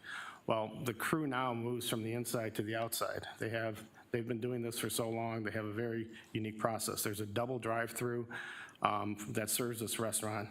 So crew will go out with handheld tablets and take orders, again, expediting the process for people to get through the line. There's a mobile ordering and pickup area. Also, what Cane's will do is they understand that how busy things get on sites and how congested sites can get. So they train crew in traffic management, for lack of a better word. And in some cases, they've even gone to the extent of hiring off-duty policemen to assist with that. In general, their peak volume times are from 11:30 a.m. to 1:30 p.m., and then 5 p.m. to 8 p.m. During the first 4-6 weeks or something, they like to call it a honeymoon period, they will have staff that when they staff up a building, they don't staff it up with all new green people. They bring in veterans to teach the new hires what to do. So they go through this honeymoon period before they then give the store off to all the new employees. So it's not a typical learning period where you go in and you're waiting 10 minutes for your food because people don't know what they're doing. That's not the case here at all. Community support, as I mentioned a little bit before, they support schools, education, sports and rec teams, businesses. They feed the hungry, and their namesake is a laboratory. That's how Cane's got their name, from that, from Cane's, from that dog. Again, some more iteration on some of the education and information I mentioned before. Part of the commitment, as I mentioned, they serve the community for education, serving first responders, quality commitment, 2.5 minutes in and out. This is really the extent of the menu that you see there. It's not complicated. It's just done very good, very high quality, and it seems to work. Here's some of the benefits. Cane's, takes very much pride in their sites. They do a lot of work with custom landscaping. You see the double drive-through, you see the crew members there, working it and getting cars out efficiently. There's outdoor dining on site. Bicycle parking, which also shows a little bit of the building. Buildings are unique. The planes of the building, it's not just a box. There's lots of ins and outs, height deviations. All the mechanical equipment is adequately screened. Who wants to look at a rooftop unit? You don't. So everything's very well thought out through the process. Here's our proposed site plan. As you see the stacking of, I don't have a laser, and it's probably a good thing because I would probably get one of you guys in the eye. But you can see where the stacking starts on the, kind of towards the bottom left-hand side of the site, and that's just where the curbing starts. It can stack up going north quite a ways to get quite even more cars internally in the site. There's really no case to be made that cars coming into the drive-through will be stacked out onto the street. There's just too much internal, well-thought-out circulation to let that happen. We do realize that there is a potential concern when you're exiting the drive-through, how close it is to that northeast driveway. We think, and we talked with our traffic engineer, and we talked with the city's traffic engineer as well, and we think it's probably in the best interest to maybe make during certain hours, maybe all hours, to make it a left turnout only out of the drive-through, and then the people can exit the site around the building, and then when they get down to the southeast corner, they can either go north out to Thunderbird, or they can go south straight out to 59th. It's a very unique site that has access to two main arteries, so efficiency of getting people out of the site, we think, is enhanced by that. Other than that, again, you can see the extent of the landscaping and the benefits of the circulation for the site. This is our elevations, and then, as I mentioned before, we have deviations in materials and planes and heights, all in the interest of architecture.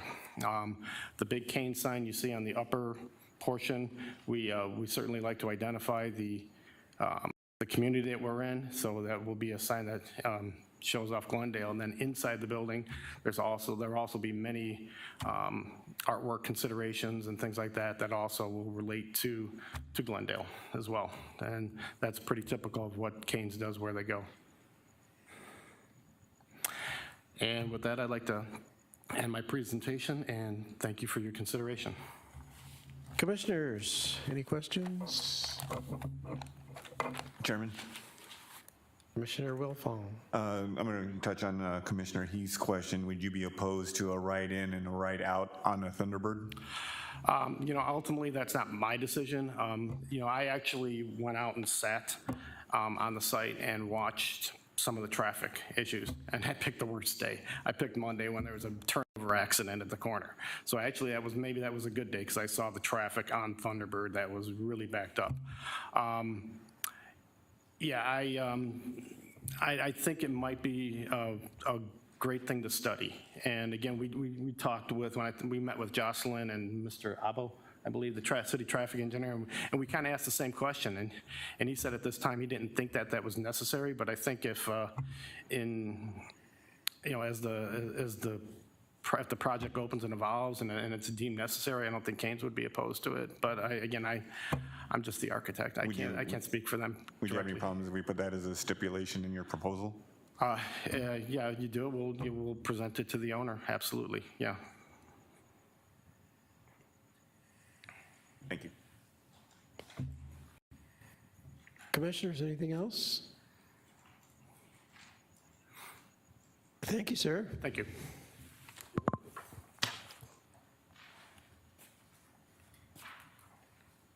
Okay, I have one speaker card for Mr. Troy Sievers.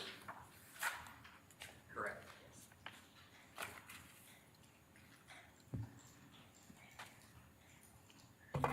Good evening, Commissioners.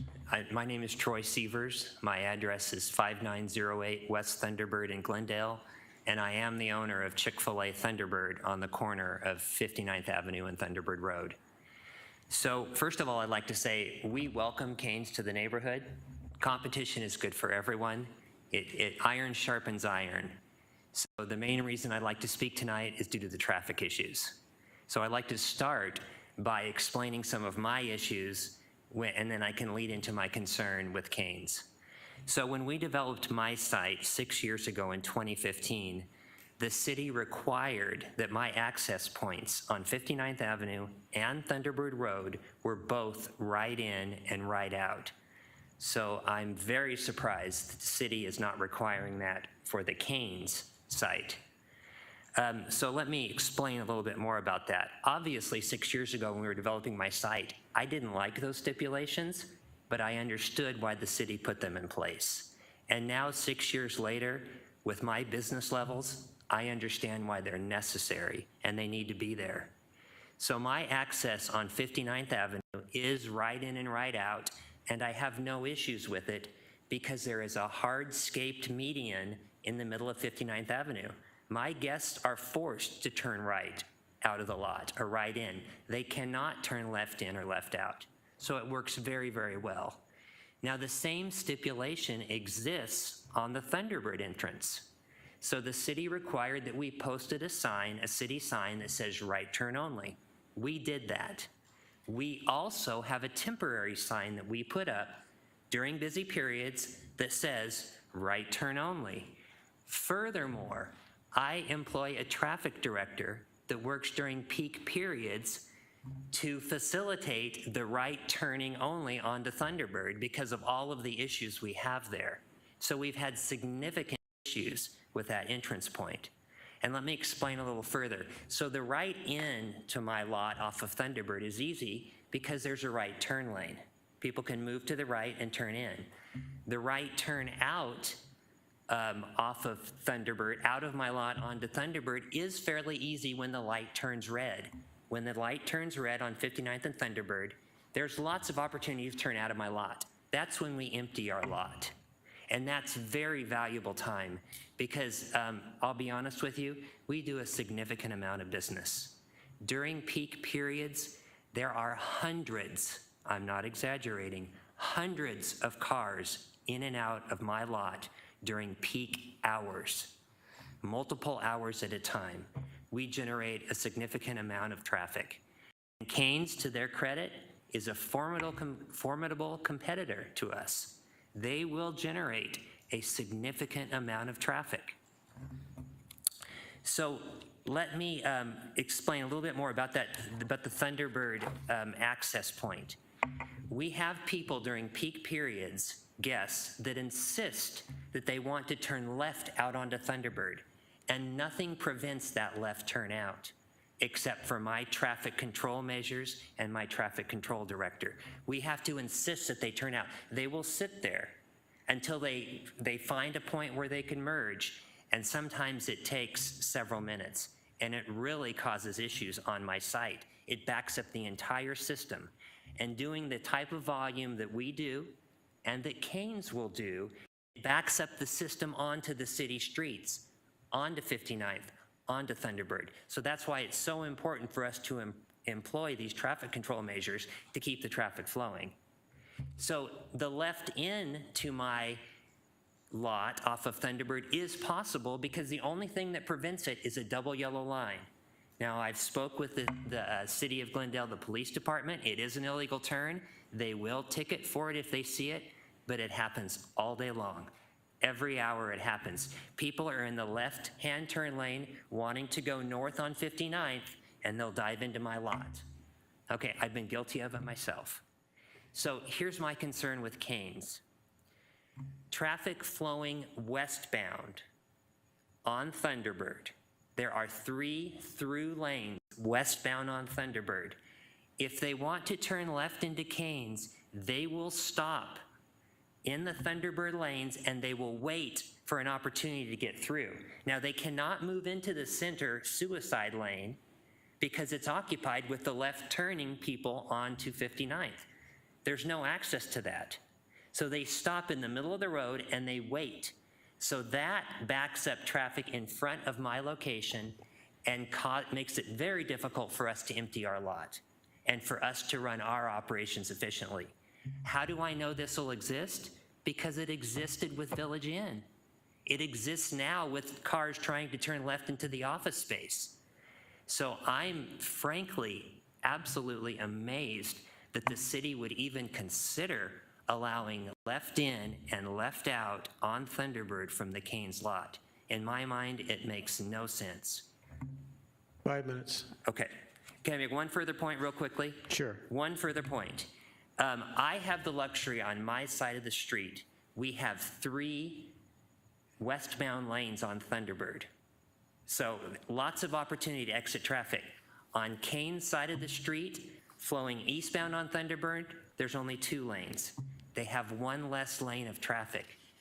So the traffic backs up a lot more. So thank you for your time. I appreciate it. Thank you, Mr. Sievers. Commissioners, anything else?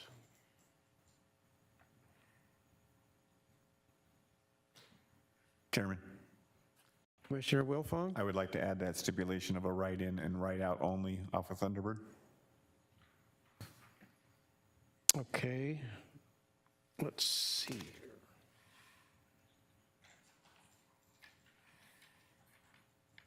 Chairperson Crow, Commissioners. Ms. Perry? Okay.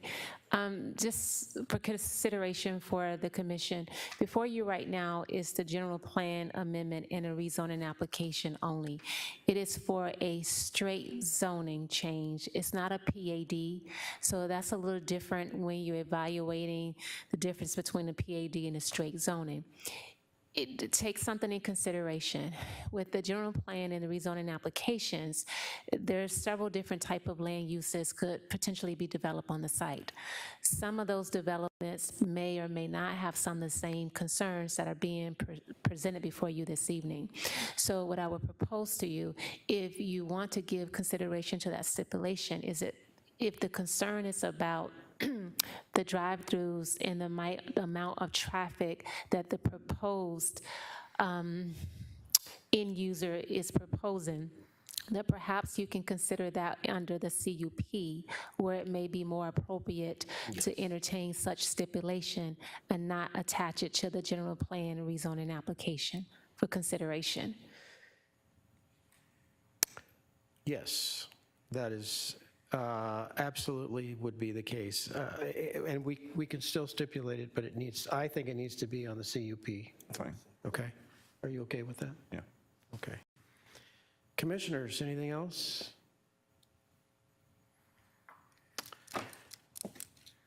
Ms. Perry, are there any final comments or other procedural guidance? Chairperson Crow, Commissioner, there are none.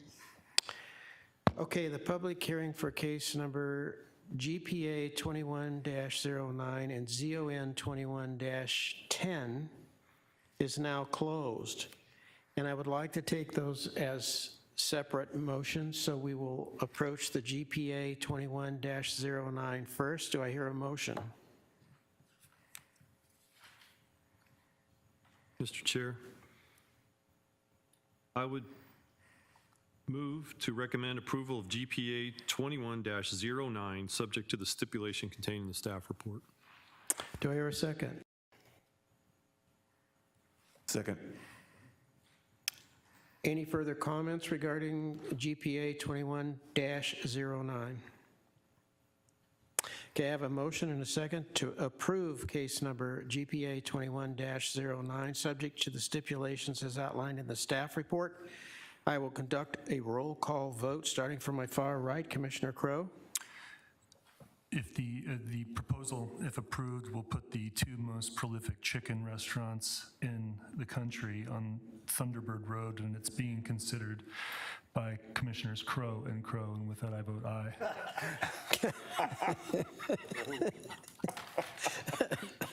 Okay. Commissioner Cole topped that one. It's getting late. Aye. Commissioner Wilfong? Yeah, that was a good one. Aye. Commissioner Nowakowski? Aye. Commissioner Heath? Aye. Chair votes aye. Need some humor. Okay, do I hear a motion for ZON 21-10? Chairman, I move to approve ZON 21-10 with the subject of the stipulations presented by staff. Do I hear a second? Second. Any further comments regarding ZON 21-10? Hearing none, I have a motion and a second to approve case number ZON 21-10, subject to the stipulations as outlined by staff. I will conduct a roll call vote starting from my far right. Commissioner Crow? Aye. Commissioner Cole? Aye. Commissioner Wilfong? Aye. Commissioner Nowakowski? Aye.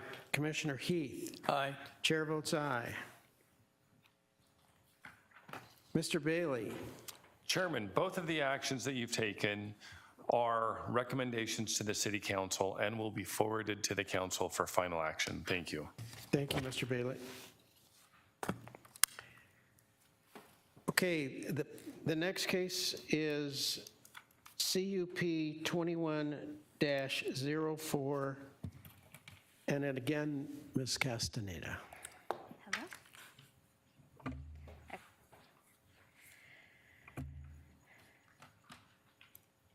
It's touchscreen.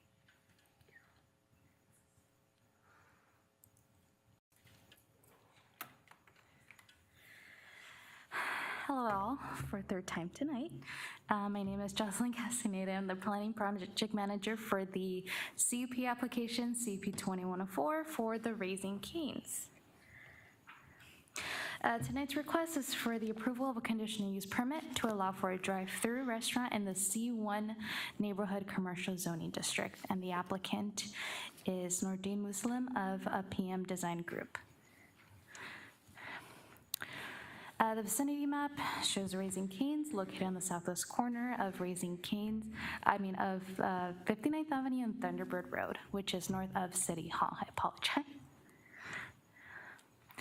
The following is the aerial map showing the location of this property west of the southwest corner of Thunderbird Road and 59th Avenue. It is comprised of 3 parcels. The property is currently developed with an existing village and restaurant. The following is the zoning map. 2 of the 3 parcels are partially zoned CO and partially zoned C1. The proposal is to have the rezone conducted in order to this project to move forward, and with the approval of a CUP for the proposed convenience use. The following is a street view showing the existing site with the existing village and restaurant facing south off of Thunderbird Road. The following is the site plan showing the circulation of the property, the proposed 32,000 square foot Cane's restaurant with the dual drive-through. And let me just show the next slide, which is a landscaping plan, which shows a little bit more about what the stacking would look like with a dual drive-through. It does show that it would accommodate up to 18 vehicles with main access points off of Thunderbird Road, as well as 59th Avenue. It does show significant landscaping along the property, along the frontage, and within the site. The following are elevations for the property. The one on top is the front elevation that will be facing Thunderbird Road. The one at the bottom is the drive-through elevation facing east. The top is the rear elevation facing south of the property, and the side entry elevation at the bottom will be facing west, with the outdoor covered area shown on the left side of that bottom elevation. In terms of public involvement, notification letters were sent out August 27th. Site was posted on September 13th. The public hearing notification was sent out September 17th. The Glenda Star, it was posted September 16th, and no comments were received at the time the CP final report was submitted, there was, as mentioned previously in the other application, there was concerns from the property owner to the north, the Chick-fil-A owner of the existing Chick-fil-A restaurant, which cited traffic concerns. The following on the findings, the planning staff finds that the request meets the findings for section 3.904 found in the zoning ordinance. The following is the analysis. There is a general plan amendment to change from office to general commercial in order to allow the proposed development. There is a proposal to rezone the parcels from CO commercial office to C1 neighborhood commercial to allow the use, which is still subject to conditional use permit. The proposed use is consistent with the proposed GP designation, as the current designation does not, which would allow for the proposal. The C1 zone allows for convenience uses subject to a conditional use permit, as previously stated. It has been historically used as a restaurant, and it applies the zoning requirements zone to C1. There is a dual drive-through that provides additional vehicle stacking to accommodate the existing traffic. As stated before, it would accommodate up to 18 vehicles according to the site plan submitted. The no impact to off-site traffic and on-site traffic adequately planned. There is significant accommodation for the proposed traffic that will be impacted per the proposed use for this site. The following is the recommendation. Planning staff recommends the approval of CUP 2104 subject to the following stipulations. The first stipulation is that it shall be in substantial conformance with the site plan dated June 29, 2021, and the project narrative dated April 28, 2021. The second is that it is subject to approval of general plan amendment application GPA 2109 and zoning application ZON 2110. That concludes my presentation. I'm more than happy to take any questions. Commissioners.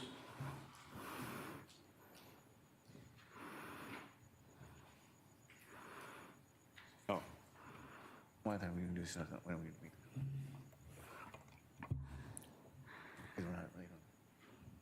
No more questions. You're good. Okay, would the applicant or applicant's representative like to step forward and make a presentation?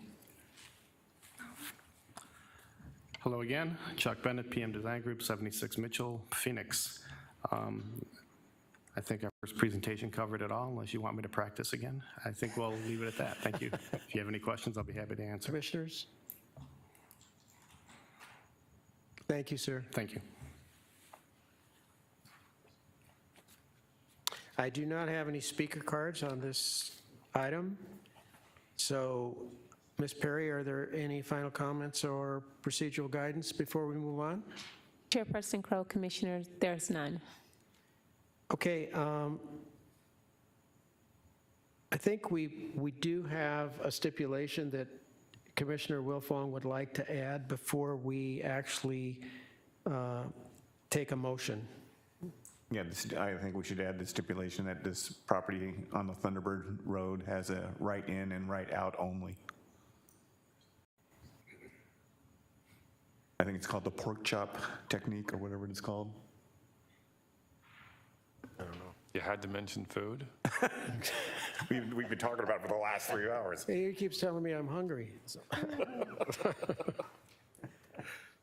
Okay, so when we do our motion, whoever does it, we need to make sure that we add number 3 stipulation to the staff report that the Thunderbird access be right in and right out. Only. Only. Any further comments, commissioners? Okay, the public hearing for case number CUP 21-04 is now closed. Do I hear a motion? You want me to do it? I'll do it. Okay. Chairman, I move we approve CUP 21-04 with the following stipulations, plus a third stipulation of having a right in and right out only on Thunderbird Avenue, or Thunderbird Drive, or the road. Is it the road? Road. Do I have a second? Second. Any further comments or discussions for case number CUP 21-04? Okay, I have a motion and a second to approve case number CUP 21-04, subject to the 3 stipulations as outlined by the staff report, plus the 1 additional that was just added by Commissioner Wilfong. I will conduct a roll call vote, starting from my far right. Commissioner Crow. Aye. Commissioner Cole. Aye. Commissioner Wilfong. Aye. Commissioner Nowakowski. Aye. Commissioner Heath. Aye. Chair votes aye. Okay, case number CUP 21-04 has been approved, subject to the stipulations that we have just outlined in the motion. Passes unanimously. Mr. Bailey, what are the next steps in the process? Chairman Crow, the Commission's action on the conditional use permit is a final action unless it is appealed to the City Council in writing. That must be done within 15 calendar days of tonight's action. Thank you. Thank you, sir. Okay, that concludes the items that we have on the active agenda. Ms. Perry, is there any other business this evening? Yes, Chairperson Crow and Commissioners. Government Services Committee is seeking recommendation from the Planning Commission for the 2022 Planning Commission Chairperson and Vice Chair. So we're looking for the commission to make recommendations for both the chair and the vice chair. In that regard, I have communicated, even though he's not here, with Commissioner Nyberg, and he is willing to serve as vice chair again if so desired. Mr. Chair, I'd like to make the recommendation to retain Vern Crow as chair of the Planning Commission. He has shown the leadership, transparency, and honesty to keep that position. Thank you. Okay, we have a motion to keep Vern Crow as the chair and a second. We'll do a roll call vote. Commissioner Crow? Aye. Commissioner Cole? Aye. Commissioner Wilfong? Aye. Commissioner Nowakowski? Aye. Commissioner Heath? Aye. Chair votes aye. Mr. Bailey, are we good with that? Commissioner, we will be forwarding the recommendation to the Government Services Commission of the City Council. Thank you. Okay, the next item will be for vice chair. Mr. Chair, Commissioner Cole? I'd like to make a motion to retain Ed Nyberg as vice chair for the item number on other business. Do I have a second? Second. I have a motion and a second to retain Commissioner Nyberg as the vice chair of the commission. Any discussion? Okay, I will have a roll call vote starting from my far right. Commissioner Crow? Aye. Commissioner Cole? Aye. Commissioner Wilfong? Aye. Commissioner Nowakowski? Aye. Commissioner Heath? Aye. Chair votes aye. The motion is passed.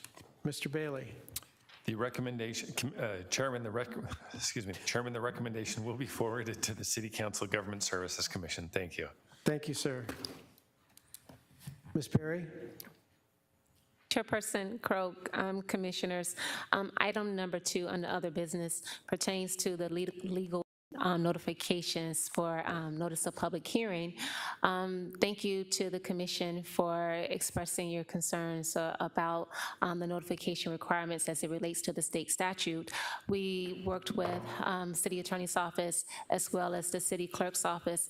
The item was brought before City Council in a workshop, and the determination was made that moving forward, we will be utilizing Arizona Republic for our notice of public hearing items. Thank you. Next item? Next item, what's the next item? Tire shops? Okay.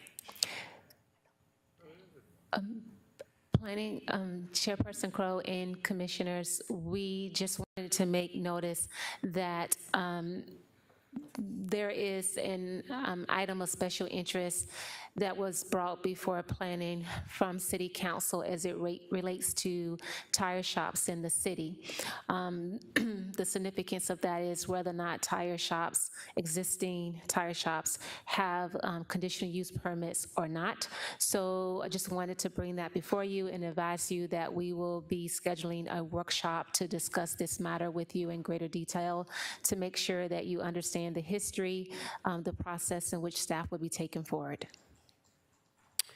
Okay, in planning staff report? Chairperson Crow, Commissioner, there's none. Okay. Under commission comments and suggestions, I made a suggestion to staff in regards to some possible workshops, training, whatever you want to call it, that we've asked for in the past. And they are in the process of getting that information together and starting to plan some workshops to get that accomplished. And once they get that lined up, then they will notify us of potential dates for workshops. So a lot of that was stimulated based on a meeting that I had with staff. So do commissioners have any comments? Okay, the next meeting, the regular meeting, will be November 4th at 6 p.m. And I will entertain a motion for adjournment. So moved. Second. I have a motion and a second to adjourn. All those in favor? Aye. Opposed? We stand adjourned.